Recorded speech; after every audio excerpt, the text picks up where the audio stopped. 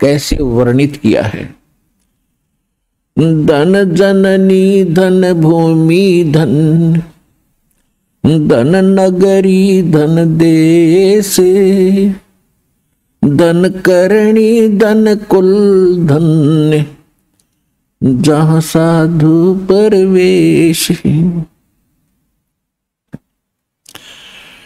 गरीब संत सुरसरी चलत है, मारू देश बहंते, बागड़ मंज बिलास हो, ऐसे नदी सुरसरी संते।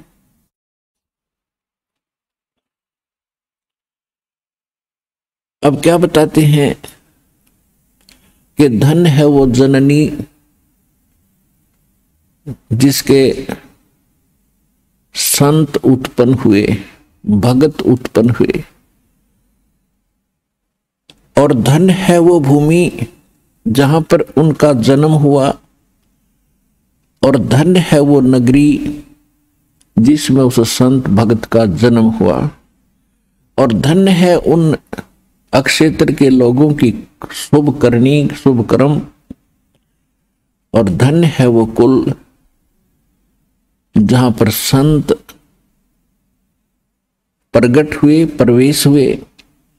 एक तो वो स्थान धन्य है जहां संत का जन्म हुआ, और वो मां धन्य है जिससे जन्म हुआ, और फिर वो स्थान धन्य है जहां संत पहुंचते हैं, अपना सत्संग प्रचार करते हैं, और धन्य है वो भक्त जो उस संत की शरण ग्रहण करते हैं। तो क्या बताते हैं कि जैसे बागड़ देश में, बागड़ देश उसको कहते हैं जहां पर कोई सिंचाई साधन ना हो किसी प्रकार का भी, तो वहां के व्यक्तियों का जो जीवन स्तर होता है वो बहुत ही कमजोर और बड़े निर्धन होते हैं। और उस बागड़ क्षेत्र में यदि नहर पहुंच जाती है तो फिर उनका कितना जीवन परिवर्तन हो जाता है, कितने सुख उनको होते हैं, बढ़िया फसल होती है, बढ़िया मकान बना लेते हैं, रहन सहन उनका अच्छा हो जाता है और वो सुखी हो जाते हैं। तो इसी प्रकार जब तक हमारे अंतःकरण रूपी इस धरती में, इस बागड़ में, हमारी आत्मा के अंदर, अंतःकरण के अंदर जब तक हमें सत भक्ति नहीं मिलती तो हम कंगाल होते हैं। और जब संत रूपी सुरसरी यानी दरिया हमारे हृदय रूपी बागड़ में पहुंच जाती है तो फिर वहां सब सुख होने शुरू हो जाते हैं, यानी उस बागड़ में फिर ठाठ हो जाते हैं। कबीर परमेश्वर जी भी कहते हैं भाई, या तो माता भगत जन, या दानी या सूरी, ना तो रहले बांजड़ी, क्यों व्यर्थ गवावे नूर। कि या तो माता भगत संत उत्पन्न करे, या कोई दानी यानी अच्छे धर्मात्मा बच्चे हों, या सूरवीर हों। सूरवीर के अंदर एक विशेष गुण होता है, वो किसी को सताता नहीं, और किसी को कोई सता रहा हो तो वो उसको सताने भी नहीं देता। और इसलिए कहते हैं या तो ऐसा व्यक्ति हो जो ना दुख दे और ना दुख सहन करे, ना आसपास के उसके शरणागत व्यक्तियों को दुखी होने दे, दुष्टों से बचावे। या फिर भगत हो, या तो माता भगत जन, या दाता या सूर, सूरवीर, दाता माने दानी, ना तो रहले बांजड़ी, क्यों व्यर्थ गवावे नूर। अगर ये तीन क्वालिटी के पुत्र उत्पन्न नहीं करती है तो इससे अच्छा बांझ भली क्यों अपने शरीर का विनाश करती है कुतरू पाल के।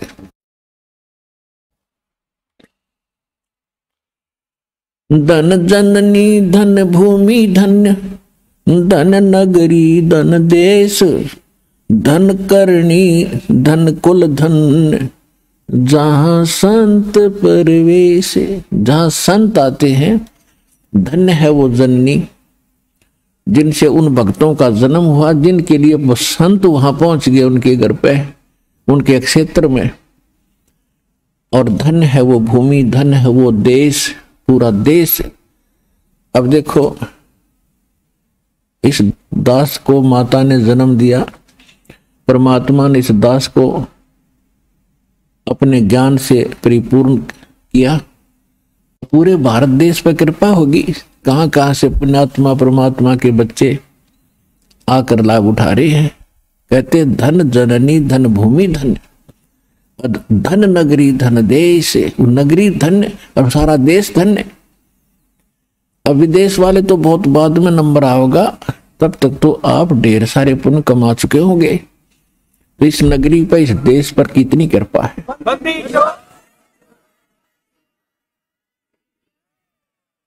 संत सुरसरी चलत है ये मारू देश बहंत, बागड़ मंज बिलास हो ऐसे नदी सुरसरी संत। अब परमात्मा कहते हैं साधु संत एक जनसाधारण से नजर आते हैं, लेकिन उनके अंदर एक विशेष परमात्मा की पावर होती है।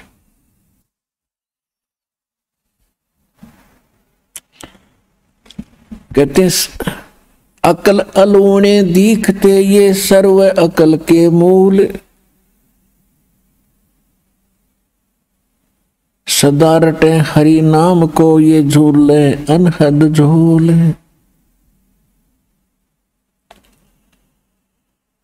अपने आत्माओं, जैसे आज संसार के व्यक्ति सिर्फ ये बात जानते हैं कि काम करो,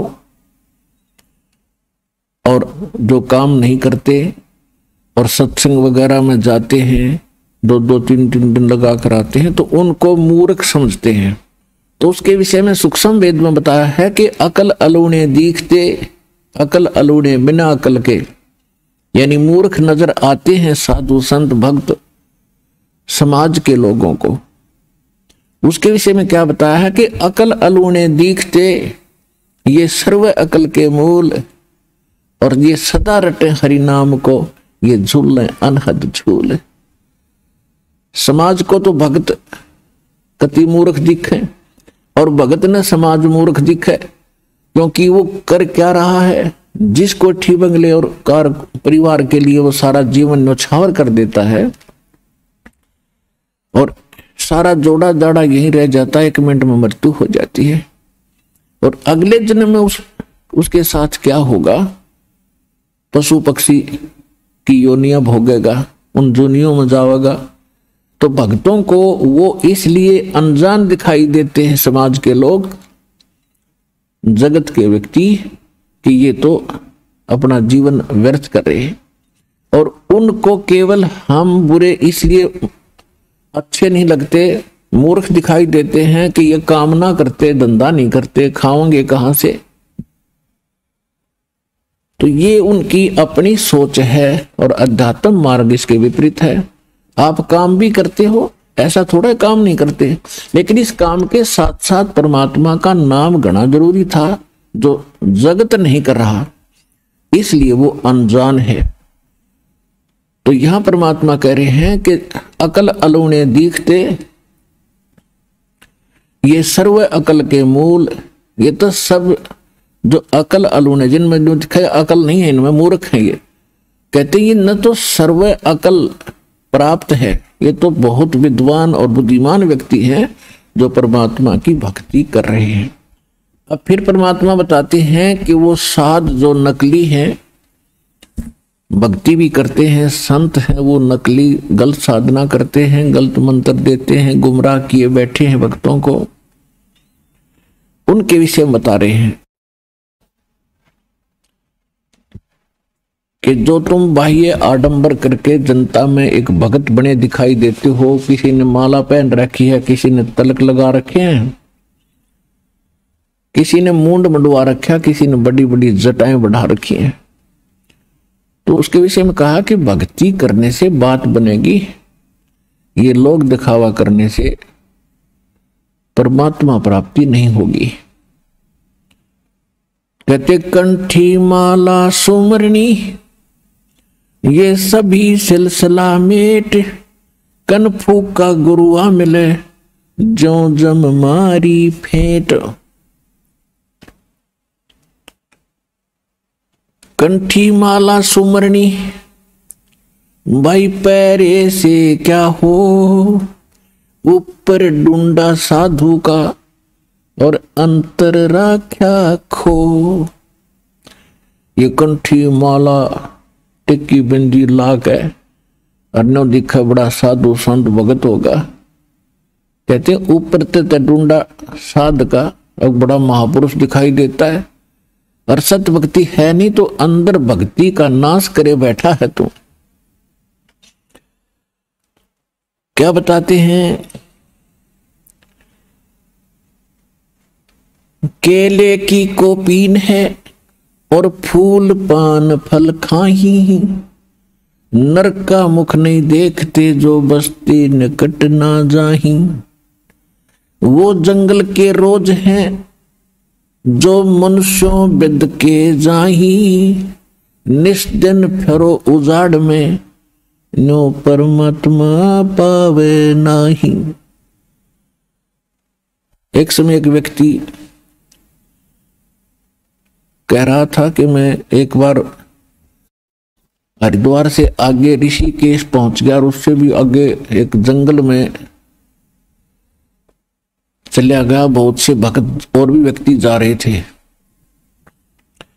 मैं भी उनके साथ साथ चला गया कि कहाँ जा रहे हैं। तो वहां पता चला कि वो बहुत से व्यक्ति पहले ही वहां विराजमान थे और वो कह रहे थे कि यहाँ जंगल में संत रहता है, तन पर कपड़े नहीं रखता, शरीर पर केले के पत्तों से अपने लंगोट के स्थान पर बांध लेता है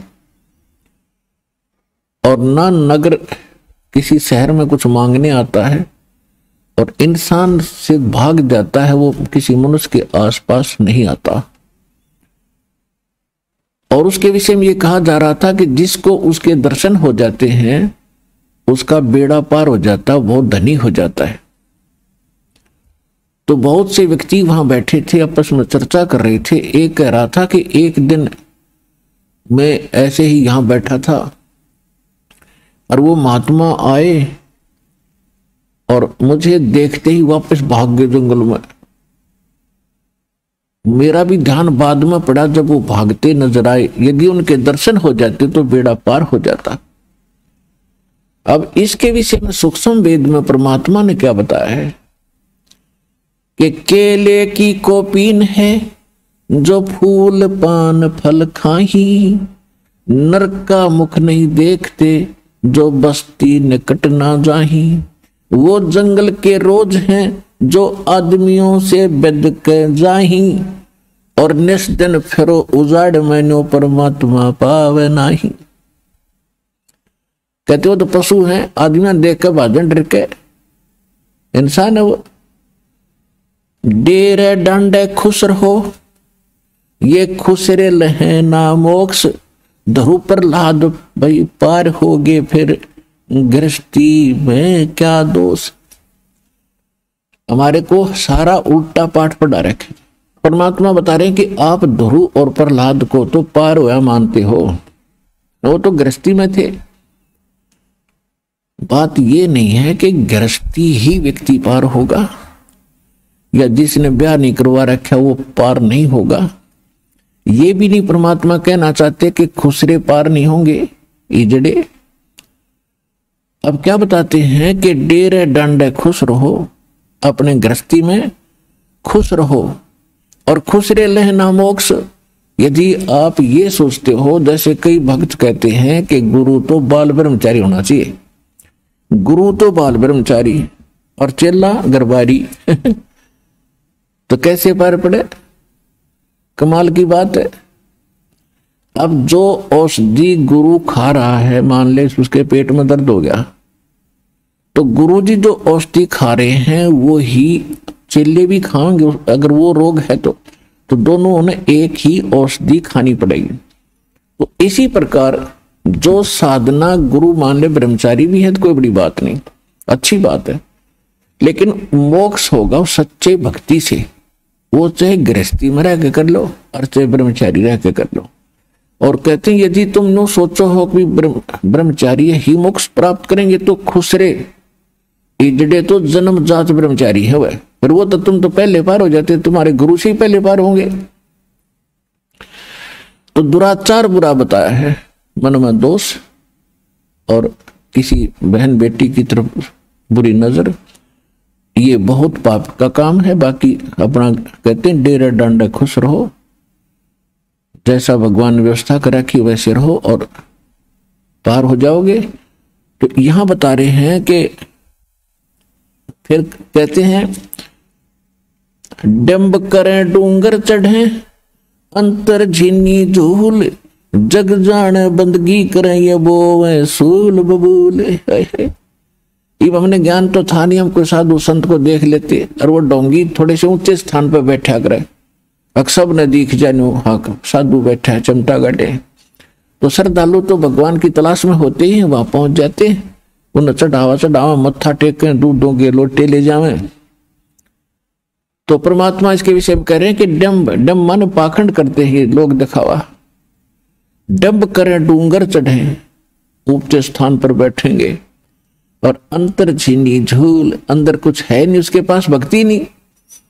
और दुनिया ये समझते हैं जग जाने बंदगी करे, दुनिया ने सोचे बड़ा भगत है वो तब वो है सूल बबूल, क्योंकि साधना ठीक नहीं, अपने कर्म बिगाड़ रहा है, अपना जीवन नाश कर रहा है। अब परमात्मा बताना चाहते हैं कि जब तक आप सत भक्ति नहीं करोगे तो आपका जीवन व्यर्थ हो जाएगा। बिन उपदेश अचंभ है ये क्यों जीवत है प्राण, भक्ति बिना काठोर है ये नर नाही पाषाण। क्या बताना चाहते हैं परमात्मा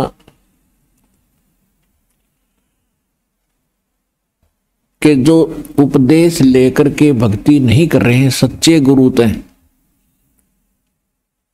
तो कहते मुझे आश्चर्य है कि वो किस आशा को लेकर यहां जी रहे हैं।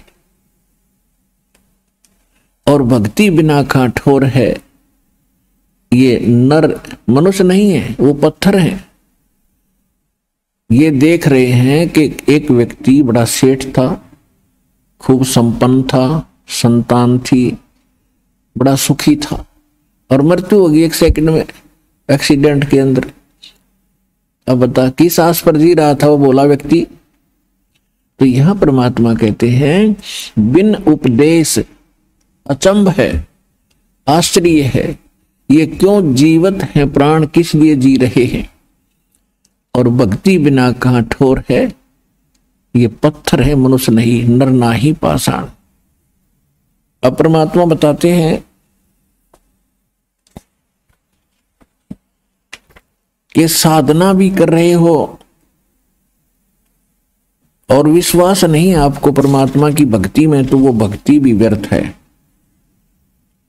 एक समय ये दास जब इस नाम से लगा नहीं था तो हम भक्ति तो करते ही थे, क्योंकि पिछले संस्कार गणे अच्छे थे, भक्ति हम करते थे। कैसी करते थे, जैसे श्री राम को भगवान मान लिया, श्री कृष्ण को भगवान मान लिया, विष्णु जी के हम पूरे पुजारी थे। उसके साथ साथ अपनी घरेलू साधनाएं बाबा श्याम जी की वो अलग से करते थे। राजस्थान के अंदर सालासर जाते थे उस पत्थर पर मत्था घिसाने के लिए, तो लगन बहुत थी। अब पता चला कि वो रास्ता ना होने से, ठीक रास्ता ना मिलने से हम लोक वेद के आधार से साधना कर रहे थे। तो कबीर परमेश्वर जी कहते हैं, हमें समझाने के लिए बताना चाहते हैं कि पीछे लग गया जाऊं था मैं लोक वेद के साथ, रास्ते में सतगुरु मिले भाई दीपक दे दिया हाथ। लोक वेद का अर्थ होता दंत कथा, सुनी सुनाया ज्ञान, अक्षेत्रीय ज्ञान, जो यथार्थ ना हो उसको लोकवेद कहते हैं। जैसे लोकवेद था कि ब्रह्मा विष्णु महेश सर्वेश्वर हैं, सब, इनके कोई माता पिता नहीं, और विष्णु जी की भक्ति करने से पूर्ण मोक्ष प्राप्त होता है। यही सब कार्य करते हैं, यही संसार की उत्पत्ति करते हैं, यही रुद्र रूप धार कर संहार करते हैं, यही ब्रह्मा रूप धार कर जो है उत्पत्ति करते हैं, विष्णु रूप में ये पालन करते हैं, सबके यही सृजनहार है। ये थी बकवाद, ये था लोकवेद, ये झूठा ज्ञान। अब इनकी जीवनी से पता चला ये नासवान है, इनकी जन्म मृत्यु होती, ये सर्वेश्वर नहीं है। ये तो सर्वेश्वर होंगे कहा, इनका बाप भी सर्वेश्वर नहीं है, ज्योति निरंजन इनके माता पिता है। माता इनकी दुर्गा है, पिता इनका यू काल ज्योति निरंजन 21 ब्रह्मांड का स्वामी। तो परमात्मा कहते हैं कि पीछे लग गया जाऊं था मैं लोक वेद के साथ। जैसे ये दास पहले श्री राम श्री कृष्ण का कट्टर पुजारी था, विष्णु जी के अंदर एक विशेष आस्था थी, इसके पैरेलल इसके समांतर हनुमान जी का भी खूब श्रद्धा थी। तो बिना ज्ञान के तो हम ऐसे ही हैं, और भी किसी देव की महिमा सुनते थे उस पर भी आसक्त हो जाते थे। तो फिर सतगुरु मिले तो पता चला, उन्होंने एक तत्व ज्ञान रूपी टॉर्च दे दी, एक लैंप दे दिया, लालटेन दे दी, दीपक। अब हम उसकी रोशनी में भटकेंगे नहीं, सीधे मार्ग चलेंगे। तो पहले ये दास जो लोकवेद के आधार से साधना करता था, तो उस समय जो हमें स्वाभाविक अपने संस्कार के सुख हो रहे थे, जैसे बच्चे को सबसे पहला सुख तो होता है वो पढ़ रहा है, पास हो जा, तो पास होते चले गए। और जो साधना जैसी भी हम करते थे, जिनको भगवान मानते थे, ये श्रेय हम उनको दे रहे थे कि भगवान श्री विष्णु जी ने, श्री कृष्ण जी ने बच्चे सोचा करते पास कर दिया। फिर साथ में हनुमान जी की पूजा करते थे, हनुमान जी याद आ गए तो हनुमान जी ने पास कर दिया। फिर श्याम जी याद आ गए, श्याम जी ने पास कर दिया।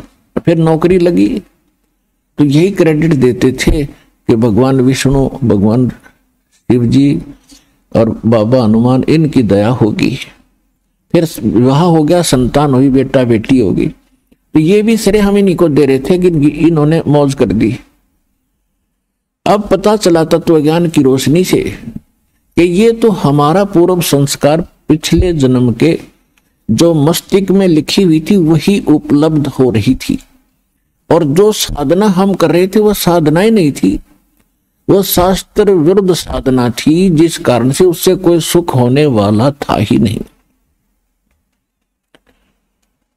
गीता अध्याय नंबर 16 के श्लोक 23-24 में कहा कि शास्त्र विधि को त्याग कर जो मनमाना आचरण करते हैं, उनको न तो कोई सुख होता है, न उनको कोई सिद्धि प्राप्त होती है, और न ही उनकी परम गति होती है, यूजलेस।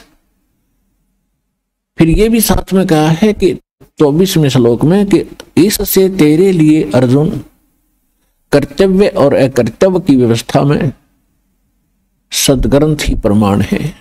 किसी के लोक वेद पर, दंत कथा पर आश्रित ना होना, जो सदग्रंथों में लिखा वो फाइनल मानना। जो हमारे सदग्रंथों में से कौन से सदग्रंथ प्रमाणित हैं? प्रथम तो सूक्ष्म वेद है। उस सूक्ष्म वेद को हम समझ नहीं सके क्योंकि वो सिंपल लैंग्वेज में था, साधारण भाषा में, परमेश्वर कबीर जी के द्वारा दिया हुआ। कबीर वाणी, कबीर सागर, कबीर बीजक, ये परमात्मा का सूक्ष्म वेद है। उसके साथ साथ जिन महापुरुषों को परमात्मा मिले, उन महापुरुषों का अनुभव की वाणी जो आंखों देखा, वो सूक्ष्म वेद का अंश है। ये तो प्रथम है। उसके बाद चारों वेद ये प्रमाणित सदग्रंथ है भक्ति मार्ग के, और फिर श्रीमद् भगवत गीता। अब श्रीमद् भगवत गीता एक निष्कर्ष है चारों वेदों का। वेदों को समझना बड़ा कठिन है, और श्रीमद् भगवत गीता एक सार रूप में दे रखी है, इन सभी सदग्रंथों का निष्कर्ष है। और कोड वर्ड ज्यादा है, क्योंकि किसी बहुत बड़े विवरण को और थोड़े में किया जाएगा तो उसमें सांकेतिक शब्द बहुत लिखने पड़ते हैं। तो श्रीमद् भगवत गीता में कोड वर्ड सांकेतिक शब्द बहुत घने हैं। तो श्रीमद् भगवत गीता में जो साधना वर्णित है और जो फिर उसमें ये कहा है कि ये मैं जो बता रहा हूं ये कंप्लीट नहीं है।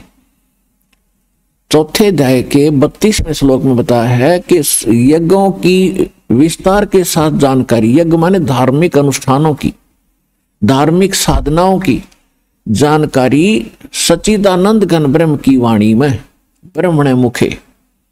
यहां ब्रह्मणे मुखे का अर्थ अनुवादकर्ताओं ने गलत कर रखा है। चौथे अध्याय के 32वें श्लोक में उन्होंने ब्रह्मणे मुखे का अर्थ लिख दिया वेद की वाणी में। वेद की वाणी तो बोली जा रही है, ब्रह्मणे मुखे का अर्थ है गीता अध्याय नंबर 17 के श्लोक 23 में इन्होंने ब्रह्मणे का अर्थ किया है खुद सच्चिदानंद घन ब्रह्म, यानी पूर्ण परमात्मा, परम अक्षर ब्रह्म। 7वें अध्याय के 29वें श्लोक में गीता ज्ञानदाता कहता है कि अर्जुन, जो जरा और मन से छूटने के लिए, जरा माने वृद्धावस्था के कष्ट से, मरण माने मृत्यु से, इस कष्ट से छूटने के लिए जो प्रयत्नशील हैं, जो साधना करते हैं, संसार की किसी वस्तु की इच्छा नहीं रखते, वो तत्ब्रह्म से और सारे अध्यात्म से और सब कर्मों से परिचित है। तो 8वें अध्याय के प्रथम मंत्र में अर्जुन ने पूछा तो किम तत्ब्रह्म, वो तत्ब्रह्म क्या है? 8वें अध्याय के गीता के 3रे श्लोक में कहा कि वो परम अक्षर ब्रह्म है। तो वो परम अक्षर ब्रह्म जो है गीता ज्ञानदाता से अन्य है, वो श्रेष्ठ परमात्मा है।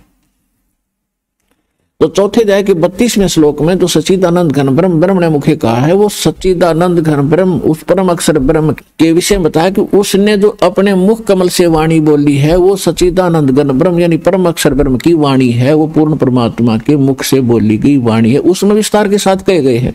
तो गीता ज्ञानदाता कह रहा है कि पूरी विस्तृत जानकारी भक्ति मार्ग की तो वो उस तत्व ज्ञान में है जो परमात्मा स्वयं आकर अपने मुख से बोलता है। और गीता अध्याय नंबर 4 के श्लोक नंबर 34 में कहा कि उस तत्व ज्ञान को जो भगवान खुद आकर बोलता है, एक लीला करके चले जाते हैं, उसके बाद उससे परिचित कोई तत्वदर्शी संत मिले, उससे जाकर वो तत्व ज्ञान पूछ, उस पूर्ण मोक्ष के मार्ग को मैं नहीं जानता, फिर भी वो अपने सत्र का और सांकेतिक उस परमात्मा का भी वर्णन कर रहा है। 8वें अध्याय के 5 और 7 मंत्र में गीता ज्ञानदाता कहता कि मेरी भक्ति कर, मुझे ही प्राप्त होगा, और युद्ध भी कर। 8वें अध्याय के 5 और 7 में कहा कि मेरी भक्ति कर, युद्ध भी कर, मुझे ही प्राप्त होगा, तो डोंट वरी, चिंता मत कर। 8वें अध्याय के 8, 9, 10 में कहा है कि उस सच्चिदानंद घन ब्रह्म की जो भक्ति करता है उसकी साधना और मंत्र उस तत्वदर्शी संत से मिलेंगे, वो फिर वो भक्ति के बल से, भक्ति की शक्ति से उसके पास पहुंच जाता है। अपने विषय में कहता है कि मेरी भक्ति करेगा तो जन्म मरण तेरे भी रहेंगे, मेरे भी रहेंगे। गीता अध्याय नंबर 2 के श्लोक नंबर 12 में और गीता अध्याय नंबर 4 के श्लोक नंबर 5 और 9 में, गीता अध्याय नंबर 10 के श्लोक नंबर 2 में यह स्पष्ट करता है कि अर्जुन तेरे और मेरे बहुत जन्म हो चुके, तू नहीं जानता, मैं जानता हूं, और मेरी उत्पत्ति हुई है, मेरा जन्म हुआ है, मेरे जन्म को कोई नहीं जानते, क्योंकि यहाँ के जितने भी प्राणी मेरे अंतर्गत हैं वो मुझसे ही जन्मे हैं।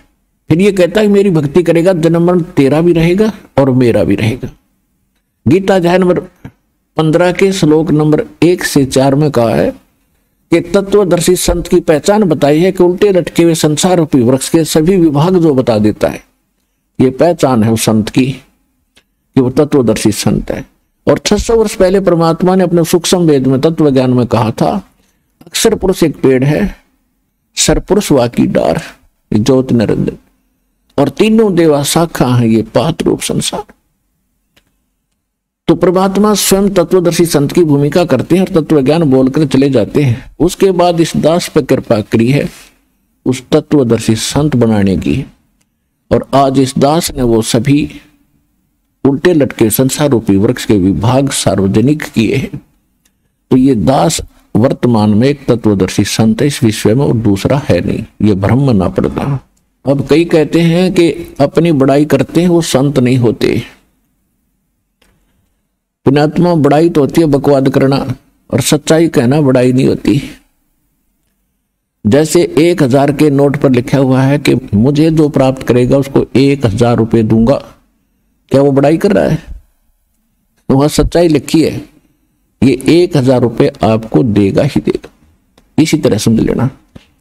तो कहने का भाव ये है कि उसमें कहा है कि तत्वदर्शी संत वो होगा जो सभी विभागों को बता देगा इस उल्टे लटके हुए संसार रूपी वृक्ष के। फिर कहा है कि उस तत्वदर्शी संत के मिल जाने के पश्चात उस तत्व ज्ञान रूपी शस्त्र के द्वारा इस अज्ञान ने काट के, अज्ञान को काटकर उसके पश्चात यानी इस तत्व ज्ञान को ढंग से समझकर अज्ञान हट जाएगा तेरा। उसके पश्चात परमेश्वर के उस परम पद की खोज करनी चाहिए जहां जाने के बाद साधक फिर लौटकर कभी संसार में नहीं आते। और जिस परमेश्वर ने सब ब्रह्मांडों की रचना की है, संसार रूपी वृक्ष जिससे विस्तार को प्राप्त हुआ है, केवल उसी की भक्ति कर अपनी भक्ति को भी मना कर रहा है। अब प्रसंग ये चल रहा है कि भक्ति भी करते हैं और भक्ति गलत भी करते हैं, शास्त्र विदिता कर मनमाना आचरण भी करते हैं, तो वो भी व्यर्थ है। तो हम उनके लिए सदग्रंथ ही प्रमाणिक हैं। तो प्रमाणित सदग्रंथों में दास आपको बता रहा है कि हमारी श्रीमद् भगवत गीता हमें कौन सा संदेश दे रही है। इसमें ना श्री राम, ना श्री कृष्ण और ना विष्णु किसी की महिमा का जिक्र नहीं है, ना उनकी भक्ति का कितना संकेत है। गीता ज्ञानदाता श्री कृष्ण नहीं है, श्री कृष्ण की बॉडी में इनका पिता युग काल ज्योति निरंजन बोल रहा है, और वो अपनी महिमा और उस परम अक्षर ब्रह्म की महिमा दोनों पैरेलल बता रहा है। अपनी अक्षमता भी बता रहा है, अपनी सचिति भी बता रहा है कि मेरी जन्म मृत्यु रहेगी, मेरे उपासक की भी रहेगी, और यदि तुझे पूर्ण मोक्ष चाहिए तो उस परम अक्षर ब्रह्म की शरण में जा। गीता अध्याय नंबर 18 के श्लोक नंबर 62 में कहा कि अर्जुन तू सर्वभाव से उस परमेश्वर की शरण में जा, जिसके विषय में 8वें अध्याय के 30वें श्लोक में कहा है कि वो परम अक्षर ब्रह्म है जो गीता ज्ञान दाता से अन्य है। उसकी कृपा से, उस परमेश्वर की कृपा से ही तू परम शांति को और सनातन परम धाम को प्राप्त होगा। अब अपने विषय में कह रहा है कि 8वें अध्याय के 5 और 7 में कि तू मेरी भक्ति कर और युद्ध भी कर और मुझे प्राप्त होगा। तो जहां युद्ध करना है वहां शांति हो सकती है। तो ये कह रहा है कि मेरी शरण में रहेगा तो भाई ये युद्ध तो तुझे करना ही पड़ेगा, और यहां तो लट्ठम लट्ठा रहना ही पड़ेगा, और जन्म मृत्यु भी तेरी होगी, परम शांति नहीं हो सकती। और परम शांति चाहता है तो तत्वदर्शी संत की खोज कर ले, वो बता ही दिया। चौथे अध्याय के 34वें श्लोक में कहा उस तत्व ज्ञान को समझने के लिए तत्वदर्शी संतों के पास जा, मैं नहीं जानता उसकी जानकारी। तो अब परमात्मा ने आपको वो तत्वदर्शी संत सहज में मिला दिया है। आप कितने पुण्यकर्मी प्राणी हो, आपको अपनी किस्मत का अंदाजा नहीं है। ये दास पारखू है, लाल की कीमत जौहरी जान सकता है, लाल स्वयं नहीं बताता, उसके ऊपर लिखा नहीं होता। तो ये दास वो जौहरी है, आपकी किस्मत से खूब परिचित। आप कितने पुण्यकर्मी प्राणी हैं, भले ही आप दुख में यहाँ आए हो, चाहे कोई जिज्ञासु बनकर आया है, धन्य है आपके माता पिता जिनसे जन्म। अब प्रसंग जो चल रहा है उसी पर आते हैं कि जो ये ओम नाम का जाप करें और ओम शांति ओम शांति ओमकार शांति का तो खड़ा एक्सीडेंट है। ओम से तो शांति हो ही नहीं सकती, लट्ठा बाज सके स्थित है। अरे ओम शांति के, वाह भाई वाह। आग और पेट्रोल दोनों ले रहे के शांति होगी, दूनी आग लगा इससे। तो ओम से शांति नहीं हो सकती। ओम के साथ एक तत्व मंत्र और जोड़ा जाता है ताकि इसके अवगुणों को कंट्रोल रखता है। वो अकेले ओम के जाप से लाभ नहीं होगा, वो होगा तो गलत ही होगा। आपको लाभ दिखाई देगा, जैसे ऋषियों ने ओम नाम का जाप किया और सिद्धियां आ गई, एक वचन से पता नहीं क्या क्या उद्मस्तार दें। तो उनने सोचा था बहुत कुछ पा लिया हमने ओम के नाम से, वो तो आग लगा दी, वो तो शांति हो ही नहीं सकती, कर्म बिगाड़ लिए तुमने। तो इसके साथ इसलिए इस तत्व मंत्र का संयोग मालिक ने किया है कि ये फिर बकवाद नहीं करेगा। जैसे एक तो एक जड़ी खाई जावे उसके साथ दूसरी मिला दी जाती है तो वो कुछ अन्य लाभ देती है। तो इस प्रकार परमात्मा ने जन्म मरण के रोग काटने के लिए एक फार्मूला तैयार करके हमें दिया है कि ऐसे ऐसे भक्ति करो। प्रथम मंत्र के अंदर जो तुम ओम और जो मंत्र तत्व भी साथ में उसमें है एक, उसका जो जाप करते हो वो एक सामूहिक पुड़िया बन गई, सभी का मिश्रण बन गया, तो वो कुछ और लाभ करेगा। और यहां दो का योग करके जो श्वासे सिमन आपको दिया गया है ये कुछ और लाभ देगा। और फिर इसके साथ सार नाम जोड़ दिया जाएगा, सार नाम फिर अलग से आपको मिलेगा, फिर इनका एक विशेष और गुण मिलेगा। तो इस प्रकार हमें मोक्ष मिलेगा। अब जो प्रसंग चल रहा है कि हमारे सदग्रंथ जो है कौन सा मार्ग बताते हैं, कौन सी साधना बताते हैं। गीता अध्याय नंबर 8 के श्लोक नंबर 13 में गीता ज्ञानदाता कहता है कि मेरा एक ओम अक्षर है, ओम इति एकाक्षरम ब्रह्म व्यवहारण माम अनुसमरण ये पर्याति तजन देहम सयाति परमाम गति। माम ब्रह्म, मुझ ब्रह्म का केवल ओम एक अक्षर है और अंतिम सांस तक इसका उच्चारण करके सिमन करता हुआ जो जाता है ओम से मिलने वाली परम गति को प्राप्त होता है। तो ओम से मिलने वाली कौन सी परम गति है? ब्रह्मलोक प्राप्ति होती है। गीता अध्याय नंबर 8 के श्लोक नंबर 16 में कहा है कि ब्रह्मलोक में गए हुए प्राणी भी वापस जन्म मरण में आते हैं। और ये खुद कहता है अर्जुन तेरी मेरी जन्म मृत्यु बनी रहेगी। ओम नाम गीता ज्ञान दाता का जाप है। ये ब्रह्म बोल रहा है गीता श्री कृष्ण में प्रवेश करके, जैसे भूत बोलते हैं। फिर ये संकेत करता है कि परम अक्षर ब्रह्म की भक्ति करनी है। गीता अध्याय नंबर 17 के श्लोक नंबर 23 में कहा है ओम तत्सत इति निर्देश ब्रह्मणे त्रिविध समर्थ है। ब्रह्मणे माने उस सच्चिदानंद घन ब्रह्म यानी परम अक्षर ब्रह्म यानी सत्य पुरुष अविनाशी परमात्मा की भक्ति का केवल ये 3 मंत्र का जाप है। यही निर्देश है। निर्देश माने फाइनल ऑर्डर, नथिंग एल्स। ये अंतिम दिशा आपको निर्देश दिशा दी जा रही है कि इसके अतिरिक्त और कोई मंत्र नहीं है। ये कहता है कि उस परमात्मा के जो यथार्थ मंत्र हैं मैं नहीं जानता तो तत्वदर्शी संत से पूछो। तो वो तत्वदर्शी संत या तो परमात्मा होते हैं या परमात्मा का दास होता है। और जो परमात्मा का भेजा हुआ दास होता है उसके विषय में कहा है मम संत मुझे जान मेरा ही स्वरूपम। मेरे ऐसे संत को मेरा ही रूप समझ लेना, उसमें भिन्नता मत मानना, क्योंकि परमात्मा ने वही पावर जो आपको पर्याप्त होती है और वही भक्ति सिद्धि साधना उस दास को दी हुई होती है। तो अब जो प्रसंग चल रहा है हम उस पर आते हैं। पहली बात तो ये है कि हम भक्ति करते तो हैं लेकिन कर रहे हैं मनमाना आचरण।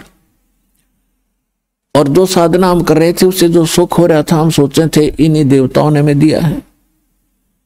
अब वो भक्त यहां सैकड़ों हजारों की संख्या में बैठे हैं जो साधना वही करते थे, पहले उनको सुख हो रहा था और फिर पैर टूट गए घर पे। तो उन साधनाओं ने फिर क्यों ना मदद करी आपकी। और परमात्मा की वाणी सूक्ष्म वेद कहता है कि दुख में सुमन सब करें और सुख में करे ना कोई, और जय सुख में सुमन करें तो दुख का ही को होए। तो आप तो जन्म जात उन साधनाओं को कर रहे थे, सुखी थे तब भी वो साधना कर रहे थे, भक्ति कर रहे थे जैसी तैसी तुम्हें पता था, और उनके करते करते फिर दुख हो गए। उसका यही कारण था कि आपके पूर्व जन्म की बैटरी चार्ज थी, वो पुण्य संग्रहित थे आपके पास इकट्ठे थे और वो आप खा रहे थे, बरत रहे थे, खर्चो खाओ। और जब पुण्य आपके समाप्त हो गए और पाप कर्मों का दौर शुरू हुआ, फिर इन पाप कर्मों ने कहर तोड़ दिया। और जो साधना आप कर रहे थे, मानते थे कि इनसे सुख हो रहा है, अब वो कहाँ गई वो साधना आपकी। अब दुख में तो दुख परमात्मा ने या दुनिया कर रहे, लेकिन सुख में भी कर रहे थे आप तो। और फिर परमात्मा की वाणी दुख सुख में सुमन करे तो दुख नहीं हो सकता। तो वो साधना नहीं मिली जिसके ऊपर ये वाणी एप्लीकेबल होती है। उस साधना के ना मिलने से वो भक्ति करते हुए दुखी हो रहे हो, तो वो भक्ति ठीक नहीं थी।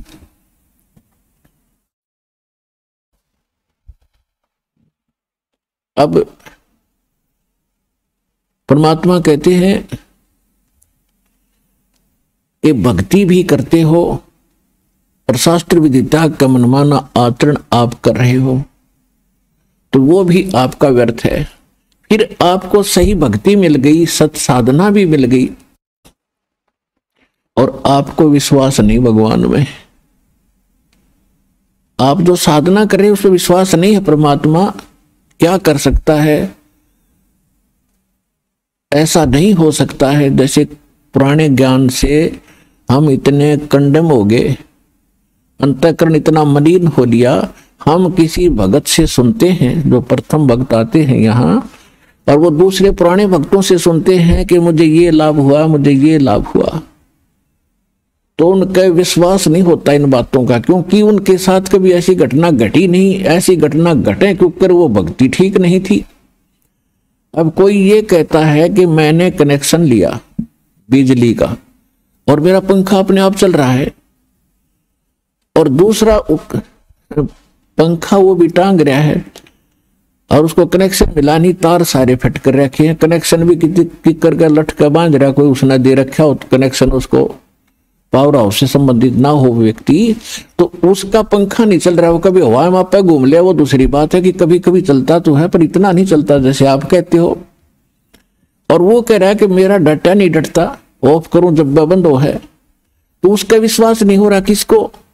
जिसका कनेक्शन पावर से नहीं है। और वो झूठ नहीं बोल रहा क्योंकि वो उसका प्रयोग कर रहा है, उसका आनंद ले रहा है। तो ठीक इसी प्रकार जो आपको परमात्मा कबीर जी की पावर से दास से कनेक्शन मिल गया, नाम मिल गया, उनके घर में वो सुख ऑटोमेटिकली होंगे ही होंगे।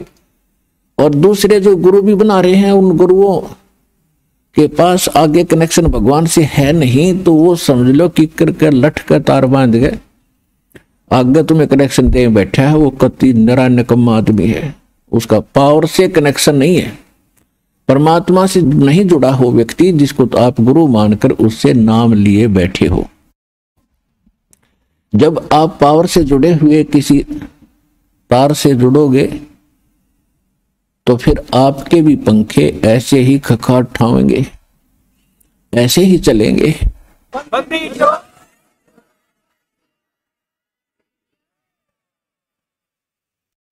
फिर बात रही कि हो सकता आपके पंखे में डिफेक्ट हो, कनेक्शन भी ठीक ले लिया हो आपने, तो फिर अपने पंखे ने संभाला, उसको ठीक कराओ, फिर काम वो तो होंगे ही होंगे।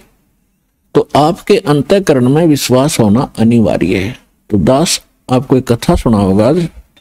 ये दास पहले हनुमान पुजारी था और वो वही साधना करते थे जैसे आम हिंदू भक्त करते हैं। और हम इतना विश्वास अवश्य रखते थे कि हम सुना करते कथा के भगवान श्री कृष्ण जी ने द्रौपदी का चीर बढ़ा दिया, उसकी साड़ी बढ़ा दी, और दुशासन खींच खींच के थक गया, वो एंड नहीं हुआ, समाप्त नहीं हुई। तो हम बड़े खुशी होते थे, भगवान में दृढ़ता घनी आती थी। फिर हम सुनते थे कि नरसिंह जी की हुंडी भगवान ने उसको कैश करके दे दी, यानी नरसिंह जी को 500 रुपये परमात्मा ने स्वयं आकर दिए। नरसिंह जी की बेटी का भात भरा और असरफी और मोरों की वर्षा कर दी, चांदी के सिक्कों की। तो हम ये सुना करते, हम मानते थे ऐसा बिल्कुल भगवान कर सकता है। फिर हम इन आर्य समाज के शेरफेरों से सुनते थे कुछ बातें, इनके आचार्यों से, तो ये क्या कहते थे कि नहीं ऐसा नहीं हो सकता, ऐसा नहीं हो सकता। ये कभी हो सकता है? कभी साड़ी चीर बढ़ सकता है? तो हम इतने दृढ़ नहीं थे, हम ये भी मान लेते भी ऐसा भी होगा। ये तो वैसे लोक वेद वैसे बकवाद गढ़ रखी, ऐसा नहीं होता, क्योंकि हम दृढ़ नहीं थे। हमें स्वयं कोई ऐसा परमात्मा ने चमत्कार हमारे लिए कराया नहीं था जिससे हम दृढ़ता से कह सकें कि ऐसा हो सकता है। तो एक समय की बात है कि दास के मकान पर जब ये दास सर्विस करता था और नाम लिया नहीं था, अपनी वही परंपरागत साधनाएं हम करते थे, तो हमारे कमरे पे किराए पे एक आर्य समाजी प्राइमरी टीचर, प्राइमरी क्लास का यानी 5वीं तक का वो हेडमास्टर था और 50 से ऊपर आयु हो चुकी थी उसकी, और दास उस समय 35-36 साल की उम्र का होगा, 35-34 का। तो एक तो बुजुर्ग होने के नाते, एक टीचर और शिक्षक होने के नाते हमें उसकी बहुत आदर करता था। और वो आदमी ठीक था, नेक विचार थे, बढ़िया बोलन चालन में। तो उससे कभी ये चर्चा होती थी तो मैं पूछा करता था जी क्या आप ये मानते हो कि भगवान श्री कृष्ण ने द्रौपदी की साड़ी बढ़ा दी थी? ने बोला नहीं नहीं, ये ऐसा कुछ नहीं है, ये तो वैसे लोगों ने बकवाद बना रखी है एक महिमा फोकट बनाने के लिए, ऐसा कुछ नहीं होता। तो हम मान जाते थे क्योंकि वो पहले भी हमने किसी से सुना ही था। फिर एक नेक व्यक्ति शिक्षक आदमी कह रहा है तो सुलझा हुआ लगता, तो वो भी मान ली, चलो ऐसा भी होगा, नहीं होगा। लेकिन भगवान की आस्था फिर भी हृदय में बरकरार थी। फिर क्या दया करी दाता ने, कुछ ही दिनों के बाद दास को ये मार्ग मिल गया। ये मार्ग मिला तो दृढ़ता से भक्ति करी, भूख प्यासी थी आत्मा, युगों युगों से प्यासी है इसकी, खूब भक्ति करी, खूब बाणी पढ़ी, सुबह शाम दोपहर की डट का आरती मंत्र सारे कुछ किए। तो एक बार दास ने सोचा कि अपने कमरे के ऊपर अलग से एक पूजा स्थल बनाऊं। एक गैलरी थी, गैलरी के ऊपर एक कमरा बना दिया 5.5 बाई 15 फुट का। उसके सामने खिड़की, पीछे खिड़की और सामने इधर छत की साइड में गेट और एक बड़ी खिड़की, झांकी लगा रखी। तो फिर दास ने एक वो सोचा कि इस पे आमने सामने ये जैसे मच्छरों से बचने के लिए लोहे की जाली होती है, मच्छरदानी जैसे, मैंने सोचा इन पे ये लगा देता हूं, आगे पीछे दोनों पे। एक पर लगी लगाई आई थी, वो पुराना लाया था मैं, बना बना जंगला किसी का उतरा हुआ था, जैसे पुराने मकान फोड़ रखा था, वो बढ़िया लकड़ी बताया करते कि वो बढ़िया लकड़ी थी, वो लिया था। आमने सामने वाली के उसके जाली लगी हुई थी, उनका ठीक होना। तो वो जाली लाया मैं, या तो मेरे लिखण में कितना गड़बड़ रहेगी, मैंने उसमें थी 2 फुट 8 इंच चौड़ी थी वह, तो 2 फुट और डैश लगा का 8 इंच, वो अपने इसमें टेक्निकल भाषा में लिख रखी थी मैंने। 2 जाली इस साइज की मैंने उस लोहे वाले को दे दी कि ये पर्ची है भाई, ये 2 जाली काट के और ऐसी सेट कर दे, बांध दे, मैं और सामान लेकर आता हूं। वापस आया, उसके पैसे दिए, जाली उठा लिया। तो मैंने घर आकर के बच्चे से बड़ा लड़का छोटी सी उम्र का था, 12-13 साल का, एक किराएदार था वो 20-25 वर्ष का था, अन्य कोई किराएदार, उन दोनों से कहा, वो अच्छा भगत था, सेवा करता था, कि ये दोनों जाली लगा दो इन दोनों के जंगलों पर। उन्होंने सीढ़ी साड़ी ला के जुगाड़ दौड़ के वो जाली लगाने लगे। वो जाली लगाने लगे तो उन्होंने कहा जी ये तो छोटी है। तो मैंने खुद जाकर देखा तो उसको ऐसे सेट करा तो ऐसे तो वो ठीक आ जा, लेकिन चौड़ाई में 8 इंच कम। फिर मैंने ऐसे करके देखा, वो भी गलत नहीं हुई। तो मन में आया कि भी उसने गलत काट दिया, छोटी दे दी। दूसरी देखी, वो भी सेम। फिर इतना हमारा स्वभाव था कि भी किसी के क्यों माथा मारा, पता नहीं वापस करेंगे कि ना करेंगे, इसको रख दो उठा कर। वो दोनों उसकी मां ने उठा करके वो ऊपर स्टोर में डाल दी। महीने बीत गए। उसके कुछ दिन के बाद दास ने ये पुस्तक छपवाई भक्ति बोध, और दास पुस्तक छपवाकर अपने गुरुदेव को दिया करते थे, और गुरुदेव उनको फिर अपने भक्तों में बांटा करते थे फ्री ऑफ कॉस्ट, जिनको दीक्षा देते थे। दास को उस समय दीक्षा देने का अधिकार नहीं था, अपनी भक्ति करता था, जितनी सेवा हो सकती थी उतनी सेवा भी करता था। मेरे पूज्य गुरुदेव जी अधिकतर पंजाब में रहते थे। उनका पंजाब के अंदर 3 स्थान थे, एक खन्ना में, एक मोगा में, एक तलवंडी भाई जिला फिरोजपुर में, और चौथा था नजफगढ़ के अंदर अनाज मंडी के पास। वो ज्यादातर तलवंडी भाई रहते थे या मोगा के अंदर रहते थे, और यहां छुड़ानी आते थे केवल वो वर्ष में 2 बार। एक तो गरीबदास जी का बोध दिवस होता था मार्च में, और एक उनका होता था भादवे के अंदर निर्वाण दिवस गरीबदास जी का। तो उन दिनों आते थे। तो उस समय दास ने वो पुस्तक बनवा कर रख ली भक्ति बोध के, और उस पूजा स्थल पर एक तख्त रख के उसके ऊपर रख दी कि गुरुजी आएंगे उन्हें दे दूंगा। वो फाल्गुन में आने थे। तो तब तक एक रेनी सीजन, वर्षा का मौसम भी जा चुका था। तो मैंने क्या देखा कि जिस खिड़की में वो जाली नहीं लगी थी उसके अंदर से चूहे घुस गए और उनको काटना शुरू कर दिया पुस्तकों को। मैंने इन बच्चों से कहा कि भाई जो वो जाली थी दोनों, वो छोटी तो थी, उन दोनों को ओवरलैप करके एक खिड़की को कवर कर दो, दूसरी तो गली में है, उधर से चूहे आते नहीं, और ये अंदर की साइड में मकान से इसके अंदर घुस रहे हैं, तो इन दोनों को एक दूसरे के ऊपर करके इसने कवर कर दो।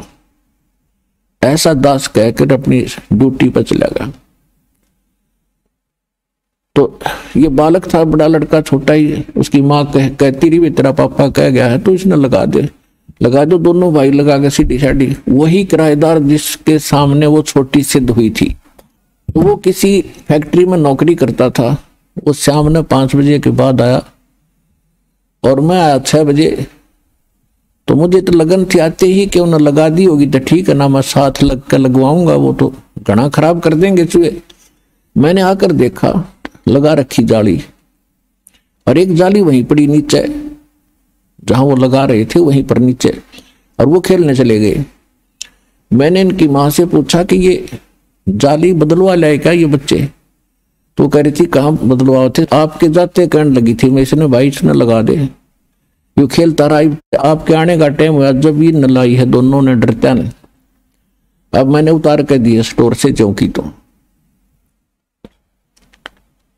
मैं हैरान हूं, मैंने सोचा भाई ये कैसे हो गया? तो बिल्कुल छोटी थी, 8-8 इंच छोटी थी, और एक जाली पूरी लगकर पूरी कवर करके 8 इंच और ऐसे मुड़ी हुई थी साइड में, ऊपर से नो की नो, साइडों से ऐसे 8 इंच वो बढ़कर 8-7 इंच और ऐसे मुड़ी हुई थी नो। मेरे यह बात गले उतरे नहीं, क्योंकि हमारे साथ कोई ऐसा चमत्कार मालिक का होया नहीं था। दे सकते हम भगत बने हुए थे। मैंने उसकी मां से पूछा तो सच बता, ये जाली वही है या ये बदलवा के लाए? कहने लगे यो बदलवान का है। यो कहाँ बदलवा था? गेर बेसे का कितना दोनों ने, ये तो वही मैंने उतार कर डाली है। यो बालक है, इसने कहाँ बदलवान किया थी पता है? मैंने कहा बच्चा कहाँ है? यो खेल रहा था बाहर, उसको बुलाया। मैंने कहा बेटा मेरे सिर पर हाथ रख और कबीर भगवान की कसम खा कि जाली वही है। अकपिता पापा जाली वही है, भगवान की कसम। अपने आत्मा हमारे साथ ये घटना कभी घटी नहीं थी, मैंने सुनी थी आज तक। तो पुण्य आत्मा उस दिन के बाद दास का जीवन बदल गया। सतगुरु जो चावे सो कर ही 14 कोट दूत जमडर ही ऊत भूत जमत्रास निवार चित्रगुप्त के कागज पाड़े।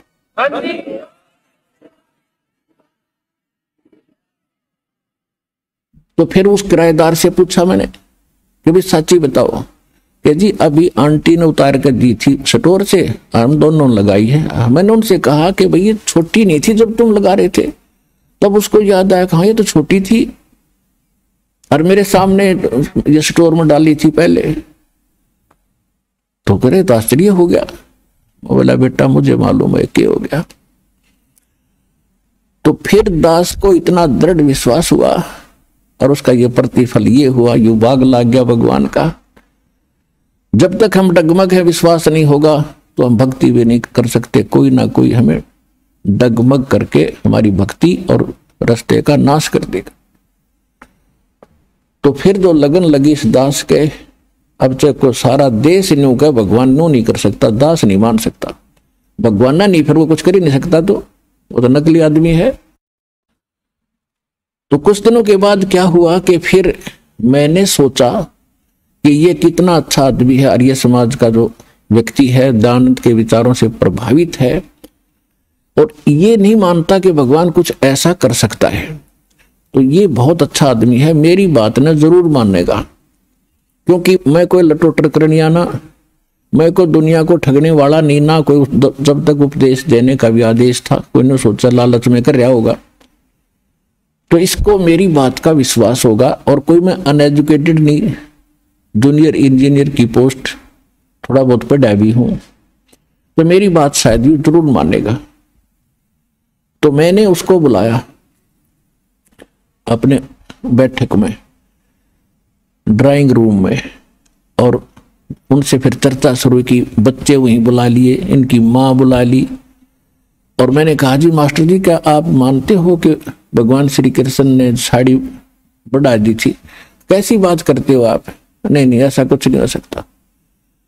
मैंने कहा कि देखो ये सामने जाली लगी है बाहर, आप देख लो बेशक, और ये जाली छोटी थी 8 इंच, 8 इंच तक पूरी होगी, 8 इंच और बढ़ रही है, यानी लगभग 16 इंच ये और बढ़ गई हमारी जाली, लोहे की बढ़ गई। आप विश्वास करो हमारे पे। वो एकदम लाल हो गया, कैसी बात करते हो, ये कभी हो नहीं सकता, अब मेरे सामने करके दिखाओ।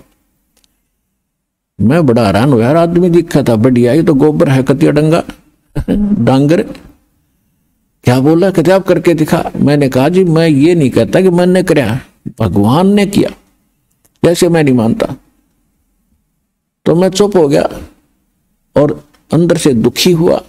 तो दुखी आदमी का चेहरा भी बदल जाता है। तो उसने सोचा मकान मालिक है भाई, दुखी हो गया तो उसने बात घुमाई, कहने लगा कि आप इंजीनियर हैं, आप भी इन बातों पर विश्वास करते हो? मैं नहीं बोला उसने कुछ भी। कहने लगा देखो मैं बताता हूं महर्षि कैसे होते हैं। महर्षि दानंद इतने पहुंचे हुए महापुरुष थे कि एक समय वो कमरे में बैठकर योग अभ्यास कर रहे थे, आसन पद्म लगा के, और वो जमीन से उठते थे और छत के सिर लगा के वापस आकर जमीन पर बैठ जाते थे। और उसको देखने वाला एक नौकर था, खाने के लिए बताने गया था, झांकी से देखा, औरों को बुलाया, यानी वो प्रमाणित करना चाहता था कि जब मैं झूठ बोलता हूं, यानी इस प्रकार घना न देखा। वो जमीन पर से उठता था, छत के सिर लगा के वापस आ जाते थे। ये होते महर्षि। मैं बोला झूठ, कति झूठ, तू करके दिखा मेरा दाव लग गया। फिर उसका पसीने आ गए। ने बोला इन कबीर पंथियों ने आपको घड़ा छाना बना दिया, जवाब देने लग गया। मैं जवाब देने नहीं लग गया, मेरे साथ बीत गई, इसलिए आज मैं आपके सामने कहना पड़ा कि आप कल मिसगाइडेड हो। जब भगवान कुछ कर ही नहीं सकता, फिर तेरे मेरे जैसा होगा, फिर पूजा की क्या हो सकता है? वो परमात्मा सब कुछ कर सकता है। तो कहते हैं क्या होते हरि नाम से जो मन में नहीं विश्वास। भक्ति से क्या होगा जब विश्वास नहीं कि परमात्मा कुछ कर सकता है। एक समय एक नगरी के बाहर जंगल में एक तो 40 वर्ष से साधक साधना कर रहा था, बड़ी बड़ी दाढ़ी जटा, बड़ा सुप्रसिद्ध था उस क्षेत्र में। और एक अभी युवा बालक था 30-35 साल का, 4 वर्ष 5 वर्ष से वो साधना कर रहा था दूसरी साइड में जंगल में झोंपड़ी बना के। एक देवदूत आता था भगवान के दरबार से, और वो उन दोनों से मिलकर डेली जाता था, चर्चा करते थे भगवान की। तो बड़ा अच्छा समय उनका व्यतीत हो रहा था। एक दिन उस देवदूत ने परमात्मा भगवान से कहा कि भगवान आपके बड़े भक्त हैं वहां पर एक नगर में, बहुत ही आपका गुणगान करते हैं, आप पर न्यौछावर हैं। तो भगवान ने कहा कि उन दोनों में से एक भक्त है, एक तो नकली आदमी है। वो देवदूत ने सोचा वो बच्चा भी लगा है छोटी उम्र का, वो उसके बारे में भगवान कह रहे होंगे। तो देवदूत ने कहा कि वो ना जो अभी 3-4 वर्ष से भक्ति पर लगा है वो अभी बालक है। तो भगवान बोले नहीं, जो 40 वर्ष से लग रहा है ना वो निकम्मा नकली आदमी है। अब वो देवदूत भगवान के मुख की तरफ देख रहा है, तो भगवान भी जान गए कि इस देवदूत का यह बात गलत उतरी नहीं। तो भगवान ने कहा कि क्या आपको विश्वास नहीं हुआ मेरी बात पर? देवदूत ने कहा कि ऐसा नहीं हो सकता कि आपकी बात पर विश्वास ना हो, लेकिन मेरी बुद्धि छोटी है भगवान, मुझे ऐसा लगता है कि वो तो बड़ा अच्छा भगत दिखाई देता है। तब भगवान ने कहा तो ऐसे करना, किस समय जाता है वहां? कि प्रतिदिन मैं 10 बजे जाता हूं, तो आज तो 2 बजे बाद जाना और उनको ऐसा ऐसा कहना, और फिर उनका उत्तर जो वो दे तुझे आप पर निर्णय हो जाएगा भगत कौन सा है। तो वो 2 बजे पहुंचा, उन्होंने बहुत इंतजार की कि आज क्या बात है, वो देवदूत नहीं आया। तो पहले गया वो, उस कदमी में था वो तो भगत पक्का है, 40 साल से भक्ति कर रहा है। उसके पास गया तो उसने कारण पूछा, देवदूत आज लेट क्यों आए, क्या कारण था, स्वस्थ तो हो? देवदूत ने कहा कि क्या बताऊं भगत, आज तो भगवान ने अनहोनी कर दी, ऐसा कमाल कर दिया, और वो 1 बजे करना था, इसलिए मैं आपके पास नहीं आ सका, और वो देख कर आया मैं उस कौतुक को। तो उस भगत ने पूछा कि क्या किया भगवान ने? कि परमात्मा ने सुई की नाके में के हाथी निकाल दिया। तो वो कहता 40 वर्ष वाला कि ऐसी झूठ बोल देवदूत, किसी का जच जा, ये कभी हो सकता है क्यों सट्टे मारे। अब वो देवदूत भगवान की बात याद आती है, अरे सचमुच ये तो पशु है, जब इसका इतना विश्वास नहीं भगवान क्या नहीं कर दे, फिर क्यों डले ढो रहा है? उठ कर चल पड़ा, फिर चला दूसरे के पास जो कुछ ही समय से भगवान की भक्ति पर लगा था। अब उसके पास जाकर उसने सोचा यूं तो पता नहीं क्या सुना होगा, जब इतने पुराने भक्त ने ये उत्तर दिया इसका। उसने कारण पूछा भक्त ने कि देवदूत इतना देर से आने का क्या कारण था? आपकी इंतजार कर रहा था, आप आते हो तो चर्चा होती है भगवान की, आनंद होता है। तो उसने कहा कि क्या बताऊं भगत, बताऊं तो जच्चा नहीं, और बिना बताए मेरा पच्चा नहीं, बतानी जरूर पड़ेगी। अगर बता भाई बता, क्या बात है? कि 1 बजे भगवान ने ऐसी अनहोनी कर दी, बस पूछो मत, कि पर बस कमाल कर दिया। आश्चर्य की बात है कि हाथी को सुई के नाके में निकाल दिया। तो वो भगत कहता है ये कोई आश्चर्य है, भगवान काट दे सारी पृथ्वी ने सुई के नाके में गए, तो हाथी की बात करे।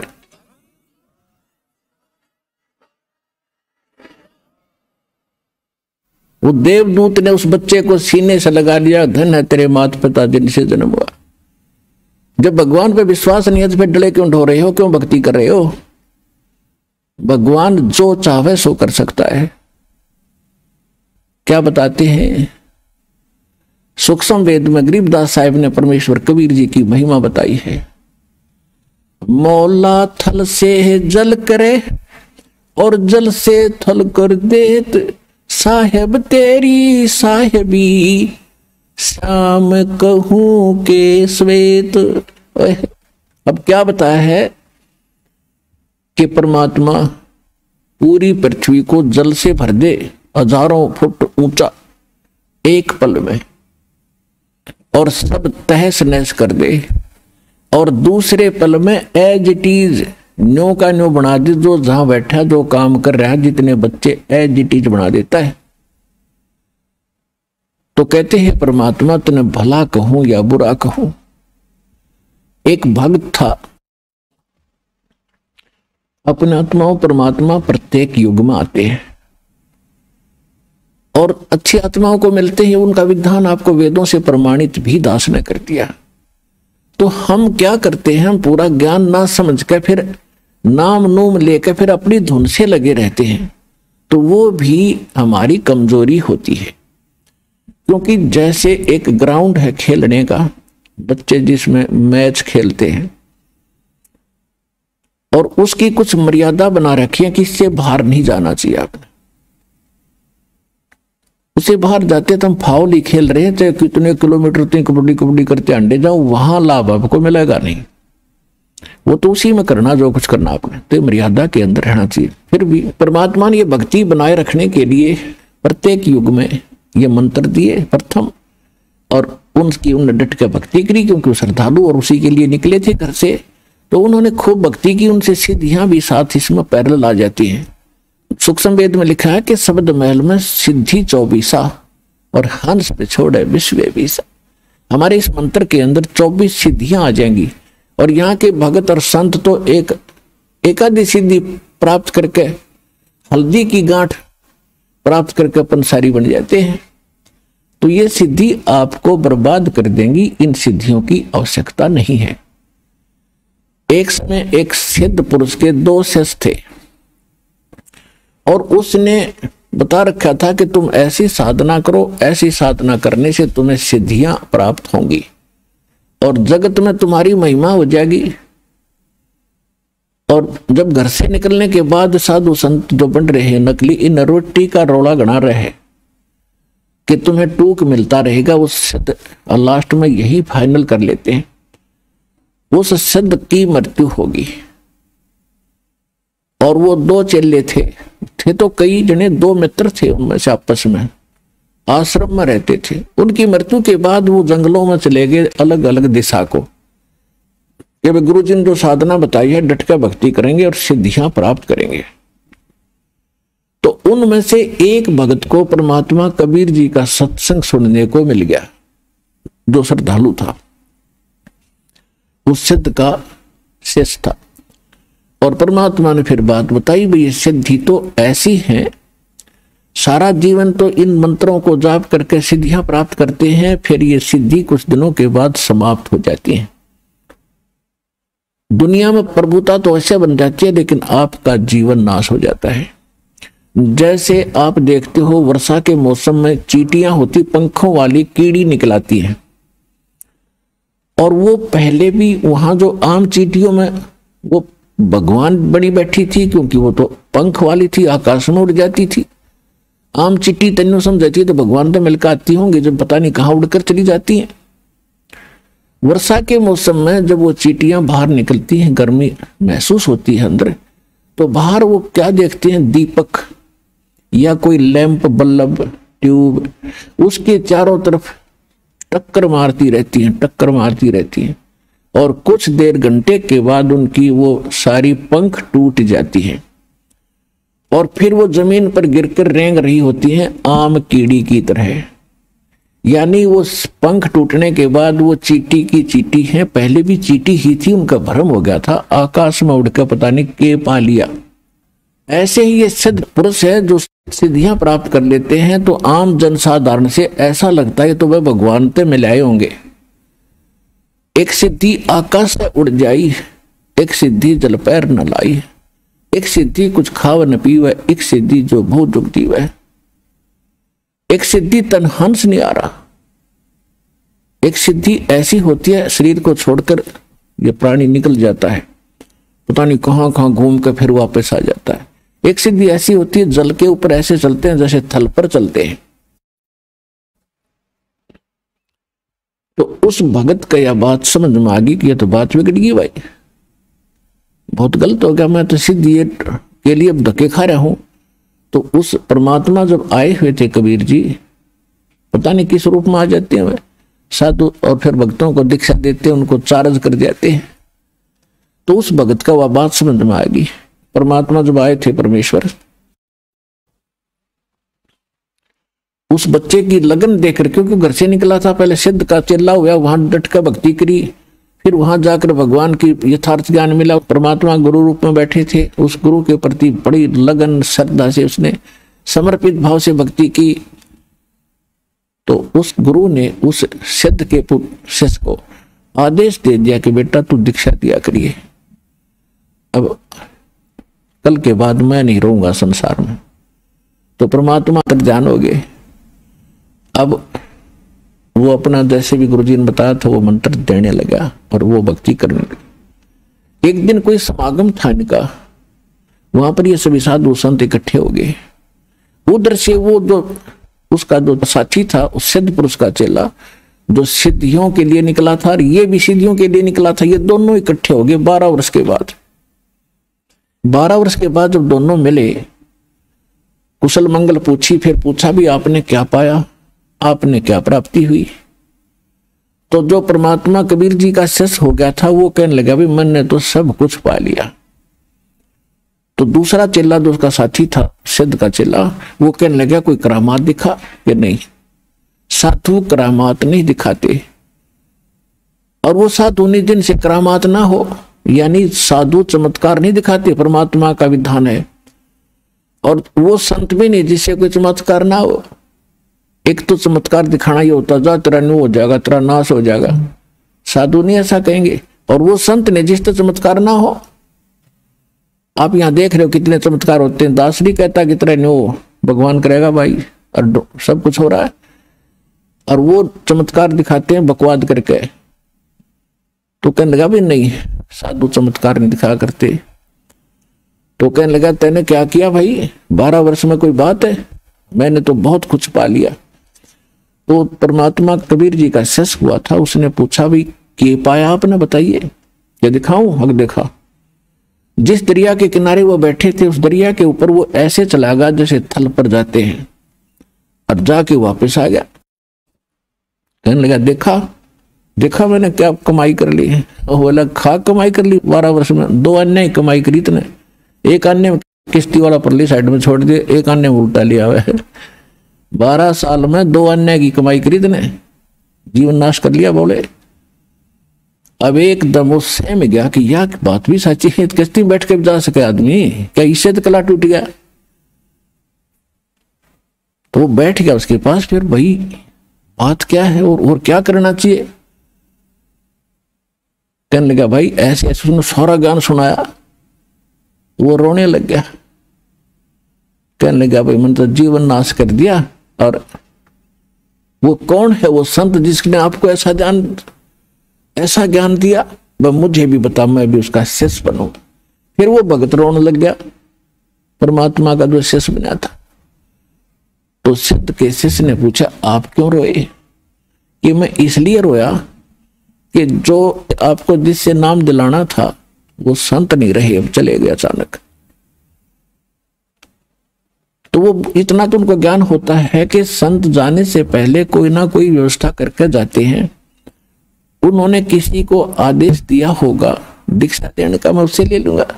कि जिसको उन्होंने आदेश दिया उसे तो दीक्षा नहीं ले, क्योंकि कारण क्या था कि जो सिद्ध के वो शिष्य थे दोनों, इनमें जूनियरिटी सीनियरिटी बहुत दिन तो चल रही है। वो पहले शिष्य बना था जो 12 वर्ष डले हो गए सिद्धि सीखी थी, और जो परमात्मा का भक्त बना वो बाद में उस सिद्ध का शिष्य बना था, वो सीनियर था उससे। और वो भगत जो परमात्मा का बना वो जूनियर था। तो ये जूनियर सीनियर की बीमारी और आग लग रही सब जगह। तो कहने लगा भाई जिसको वो आदेश दिए गए ना, आप उससे दीक्षा नहीं दे सकते। तो सिद्ध के चेले ने कहा भाई ऐसी कौन सी बात है, क्यों ना लूंगा, मैं नाम लूंगा, अपना कल्याण करवाना मैंने। तो उसने बताया कि भाई इस दास को आदेश करके गए हैं वो नाम देने का, और तू मेरे से सीनियर है, ये तेरी नाड़ मुड़े को नहीं, और नाड़ मुड़े बिना यू काम चले नहीं, तेरी गर्दन नहीं मुड़े। ने बोला यह कैसे कह दिया आपने, अरे इससे बढ़िया और क्या बात होगी। दोनों मित्र, तो आप मेरे गुरु में आपका चेला, आज से आपका दास आपका चेला है, और चरणों में माथा टेक दिया, कल्याण नाम दे मुझे।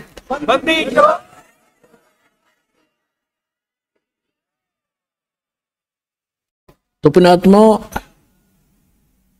कहते हैं वक्त पर है सौदा करे, और बाढ़ में जाओ वो नकली ज्ञान है।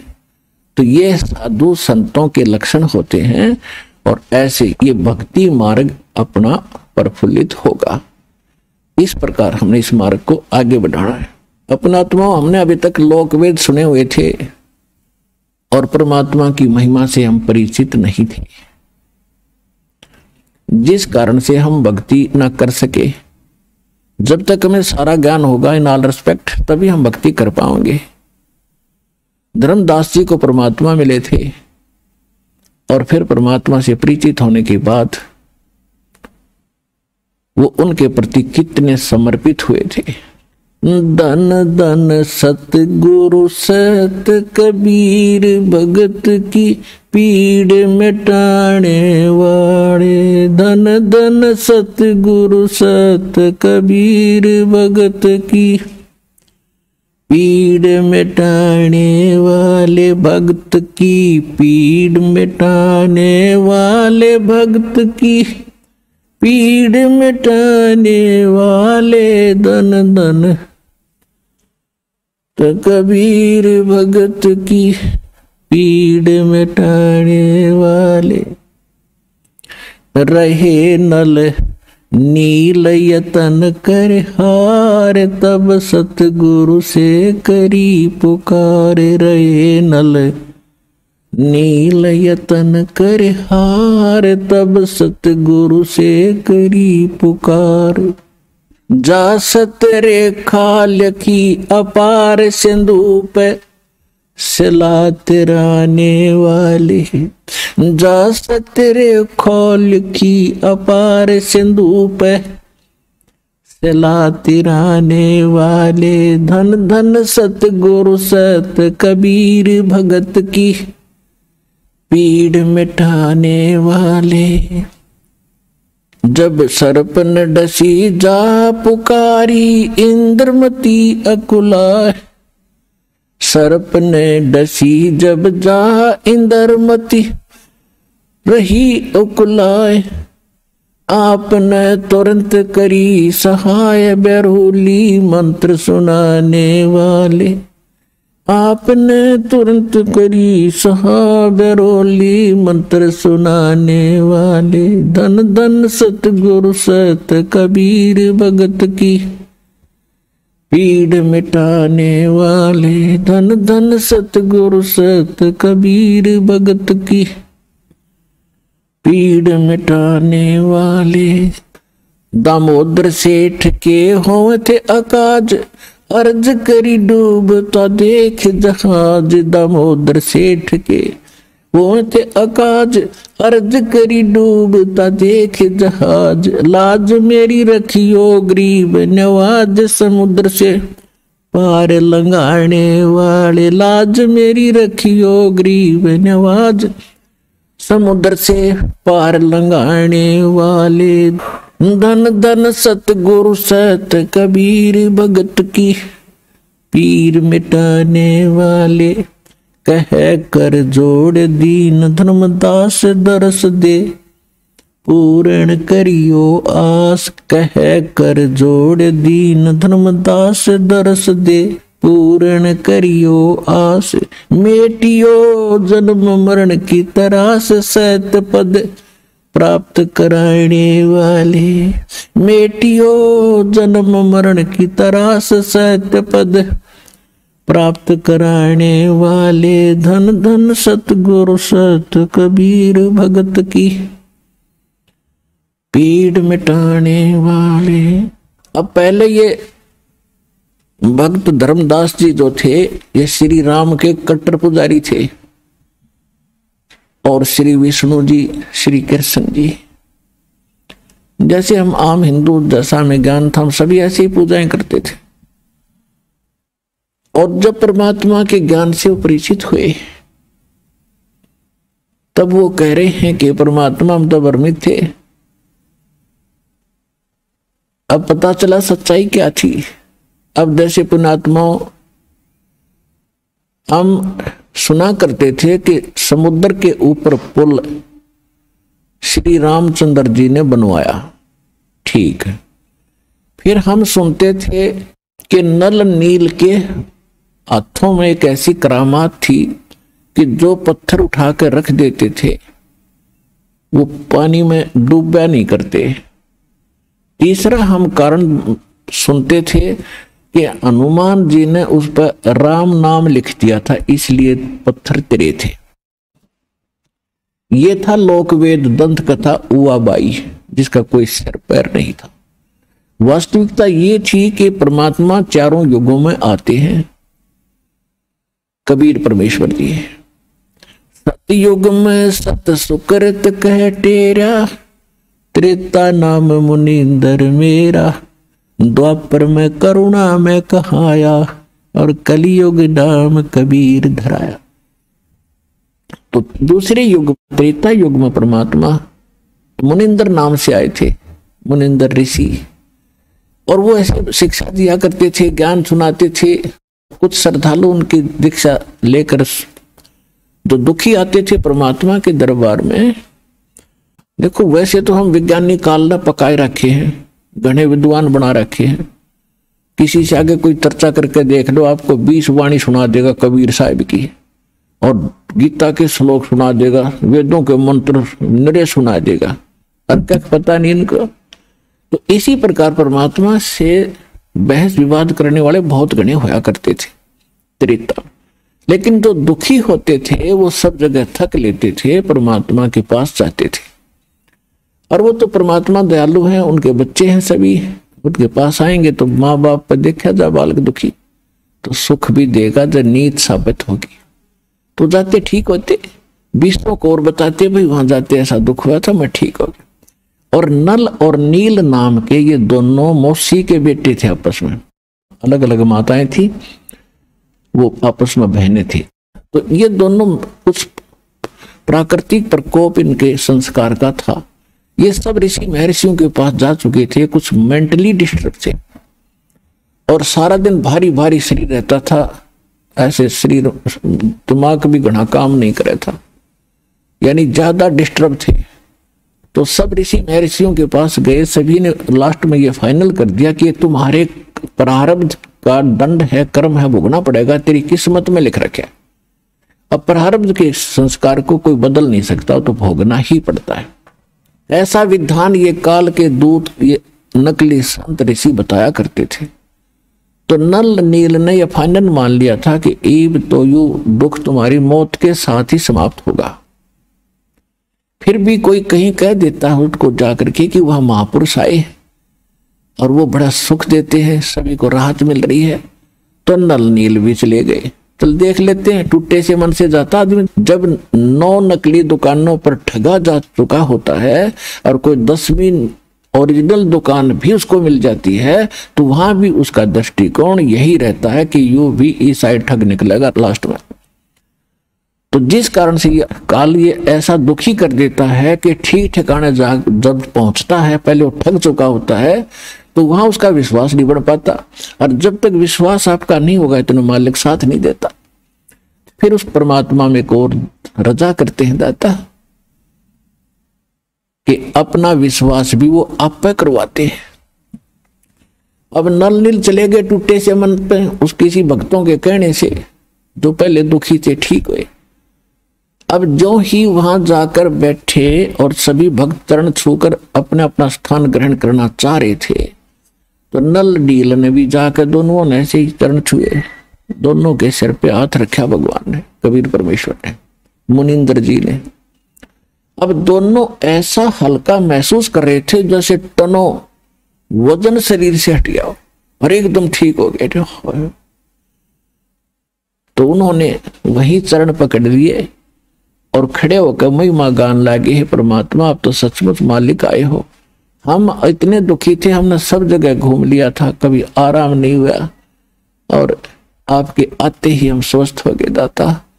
हे परमात्मा दया करो।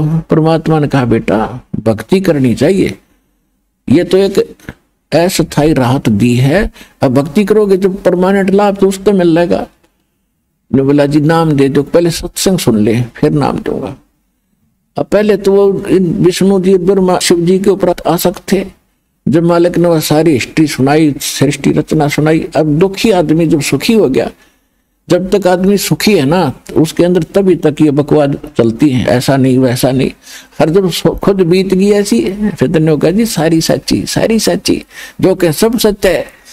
तो भगवान यही चाहता है कि बेशक दुखी हो इस ज्ञान ने सुने और नाम ले, वो सुखी होंगे फिर बार बार आएंगे। दुख दूर होगा तो उनको विश्वास होगा, फिर बार बार आएंगे तो वो ज्ञान भी सुनेंगे, और ज्ञान सुनेंगे तो आप पे बात बन जाएगी। तो नल नील ने फाइनल हो गया कि सचमुच उन रामकृष्ण के पुजारियां तमाम धक्के खाकर आ चुके थे, उनसे कोई लाभ बना मिला मैं, और यहाँ ही सुख हो गया। तो सचमुच ये संत परम शक्ति के से जुड़े हैं, ये कोई और परमात्मा के पुजारी हैं। वो थे तो खुद मालिक ही, फिर भी हमारी बुद्धि जहां काम कर रही थी उतना ही पर्याप्त था। दोनों ने दीक्षा ले ली और सब जगह बतावें, आपस में बैठे बैठे गुण गावें। तो सत्संग में एक बात और ज्ञान दिया जाता है कि बेटा यहाँ अधिकतर बूढ़े बुजुर्ग बीमार आते, ऐसा ही आते हैं, कोई लंगड़ा है कोई कैसा है। तो अपने भाई बहनों की तुम ये भक्त हैं, ये भगवान के लिए आए हैं और इनकी सेवा करनी चाहिए, इनके बर्तन धोते कपड़े साफ करे जिसे बन सके तुमसे, तो इसका बड़ा पुण्य होगा। तो इस भाव से, क्योंकि जो दुखी आदमी है उन्हें सोचा है भगवान घनी कमाई कर लूं, जितनी हो उतनी थोड़ी, तो वो दोनों जने ने यह पक्की कर ली कि भी इतने भी यहाँ आते सत्संग के अंदर भक्त जो ऐसा आए हैं उनके कपड़े उनके बर्तन हम धोया करेंगे। तो उन्होंने पहले ऐसे 20 30 50 भक्त आया करते थे और वहां 2 3 3 4 4 दिन का सत्संग होता था, तो वहीं रहते थे। तो वो क्या करते थे, उनके कपड़े उठा ले जाते, लो हम धोएंगे, उनके बर्तन भी उठा ले जाते। पहले ऐसे बर्तन मार देते काशी कुशी के।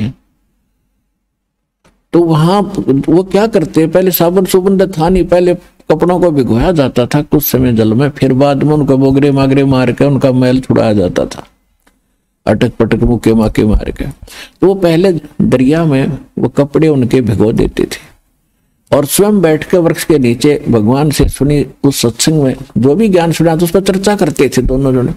घंटों बीत जाने के बाद उनको ध्यान आता था, अरे कपड़े भी धोने हैं। फिर वो जैसे कपड़े धो धा के उठा लेते, तो उसमें कुछ कपड़े उसमें दरिया में बह जाते थे। तो कारण क्या बना कि जो भक्त श्रद्धालु इतनी दूर से पहुंचे हैं उनके कपड़े मिले नहीं, तो वो कहते थे भाई हमारा कपड़ा ऐसा नहीं मिला, ये नहीं मिला, किसी का बर्तन नहीं मिला। तो कहने लगे हमें तो पता नहीं, हम तो सारे जितने ले गए थे उतने ले आए हैं। तो दूसरे भक्त और भी जाते थे सेवा करने, वो बताते हैं कि ये पता नहीं क्या बैठे बैठे बतलाते रहते एक वृक्ष के नीचे, इनको ध्यान नहीं रहता, वो बह जाते हैं पानी में। तो उन भक्तों ने जो बुजुर्ग थे उन्होंने कहा भाई इससे अच्छा तो आप हमारे ये दुहा ना करो, हमारे तो और नुकसान कर दिया। तो ये बात कहते कहते गुरु जी के पास पहुंच गई। अब उन्हें नल्ली ने सोचा कि अब तुम्हारी सेवा छूटेगी और तुम मर गए, फिर वो एक कर टूटेंगे, गुरु जी नाराज हो जाएंगे।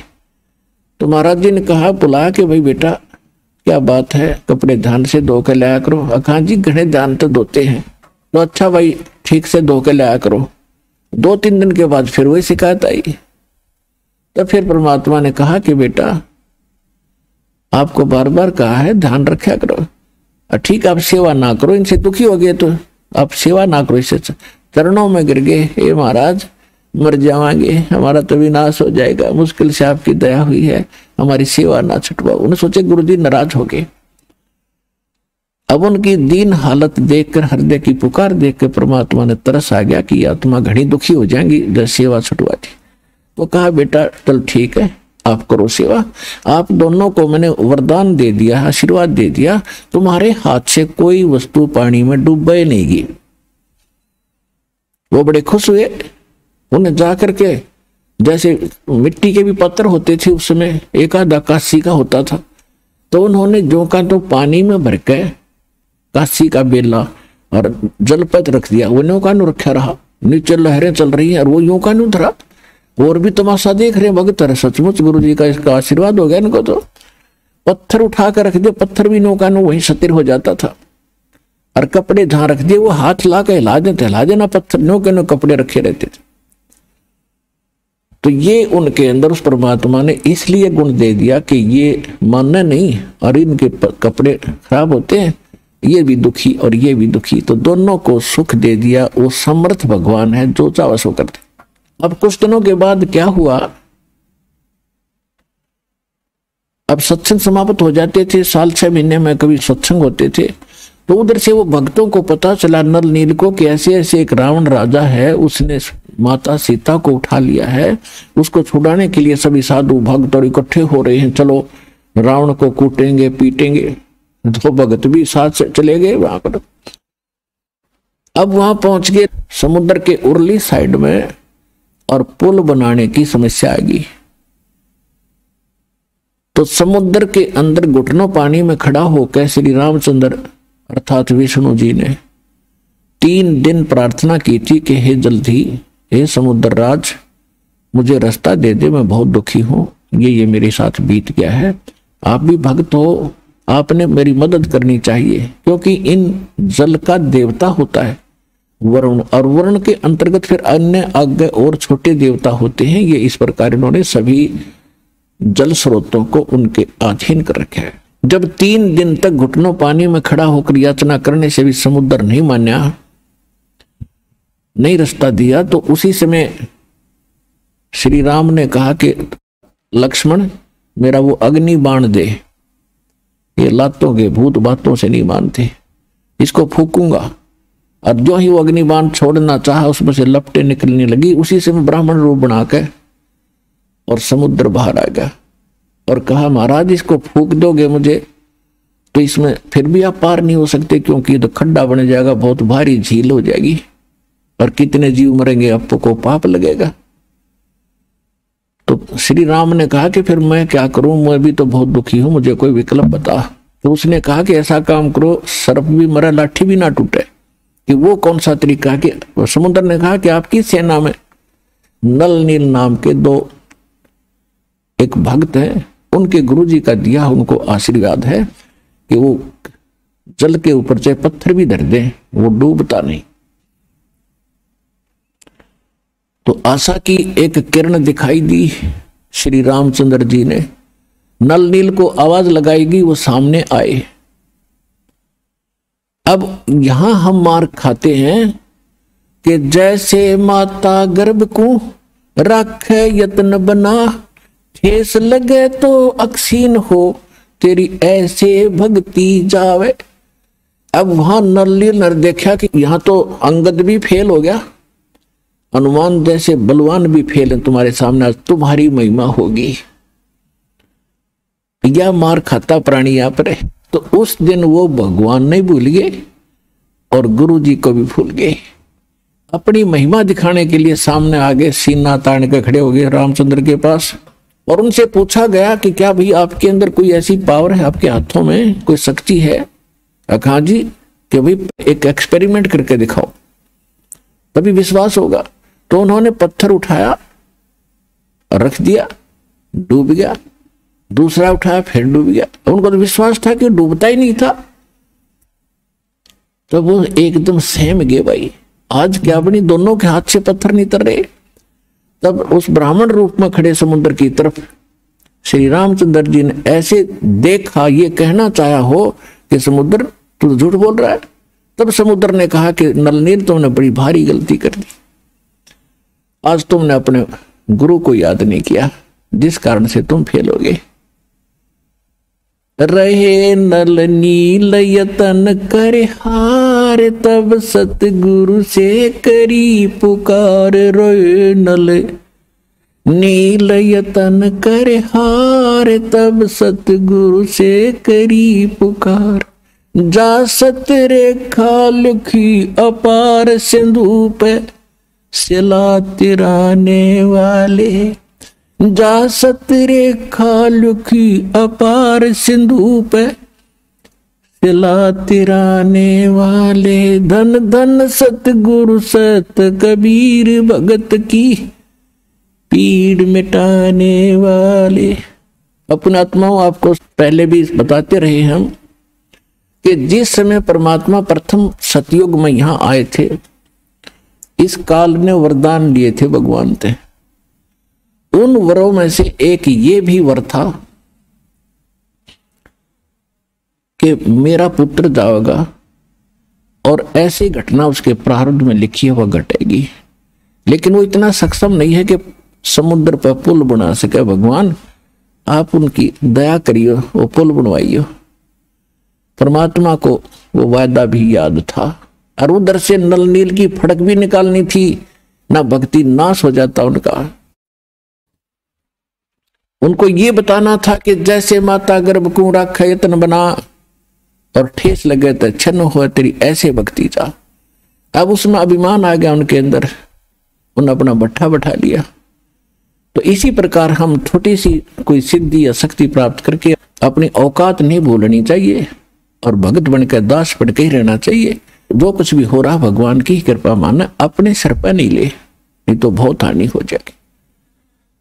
तो जब परमात्मा वहां पहुंचे ऋषि रूप में, श्री राम ने भी चरण दिए, समुद्र ने भी चरण दिए और भी सेना वहीं से अपना प्रणाम किया।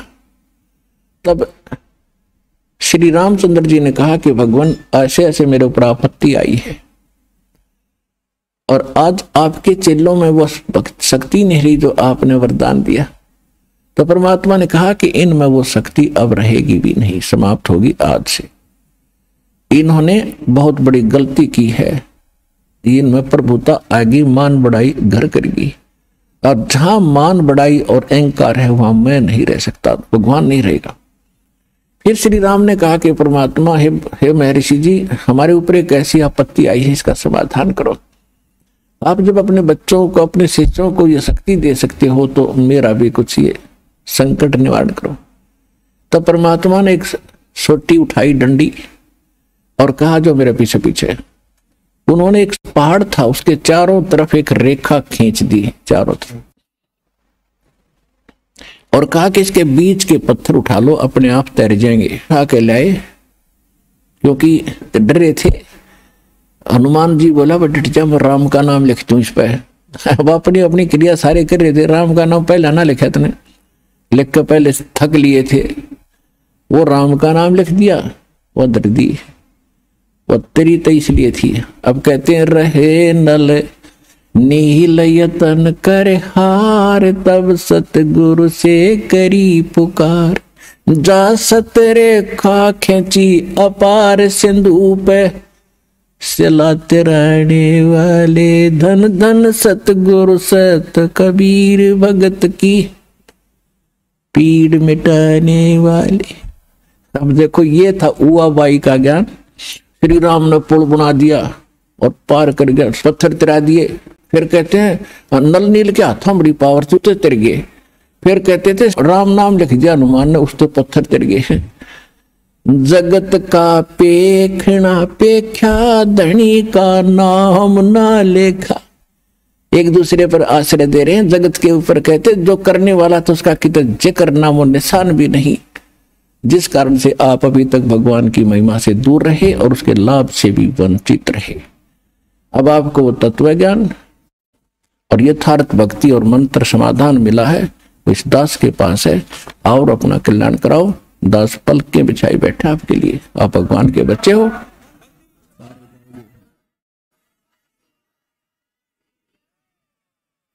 अब आपको कुछ भक्तों के अनुभव सुनाएंगे, ध्यान से सुनना।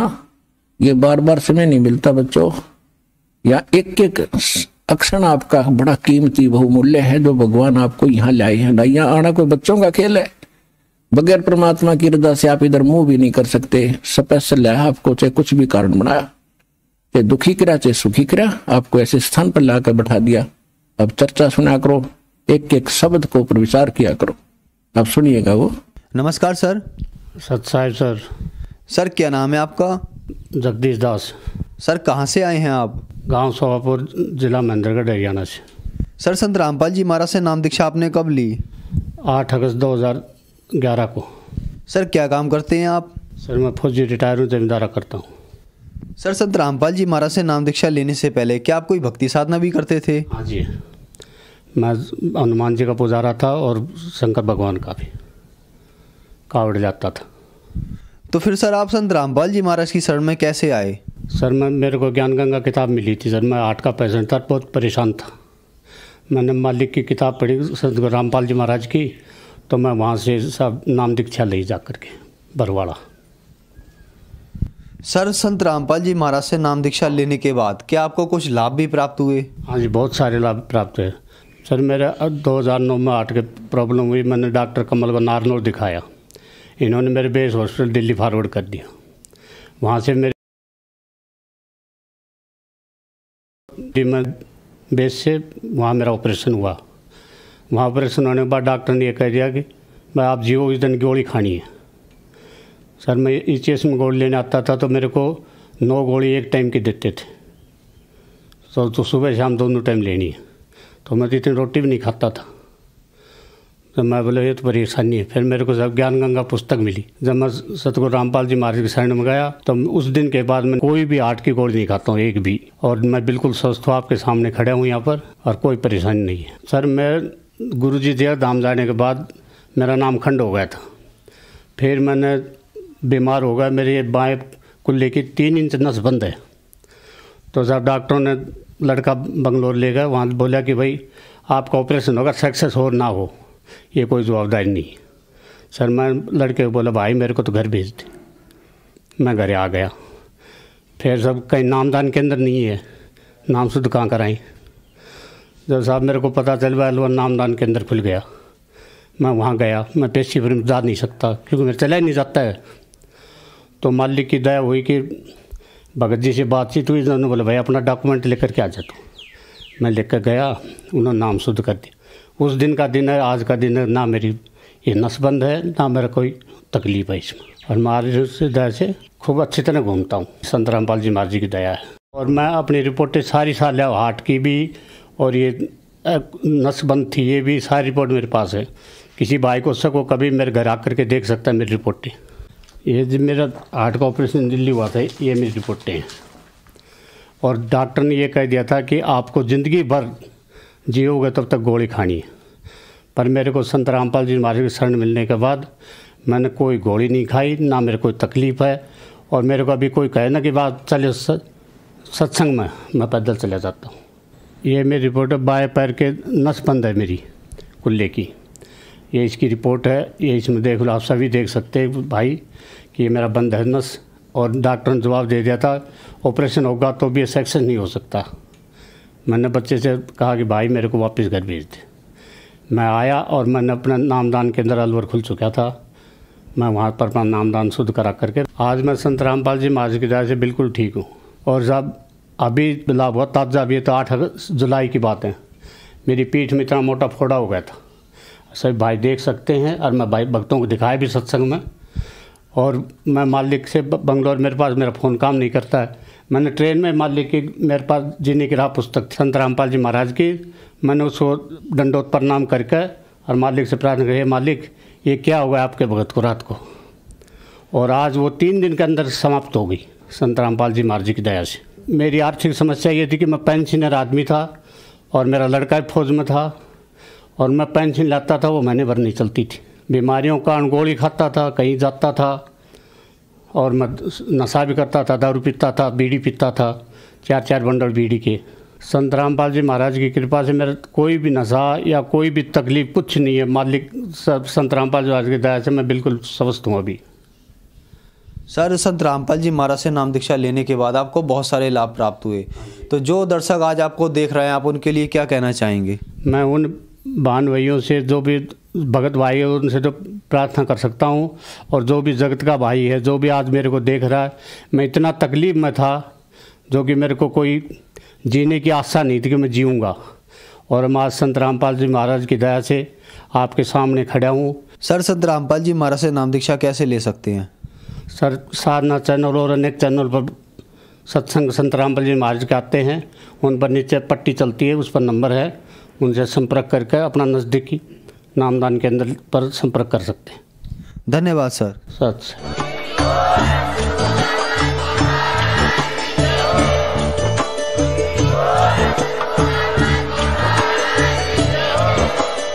आप सुन रहे थे जगत गुरु तत्वदर्शी संत रामपाल जी महाराज जी के मंगल प्रवचन। अधिक जानकारी के लिए विजिट कीजिए हमारी वेबसाइट www.jagatgururampalji.org।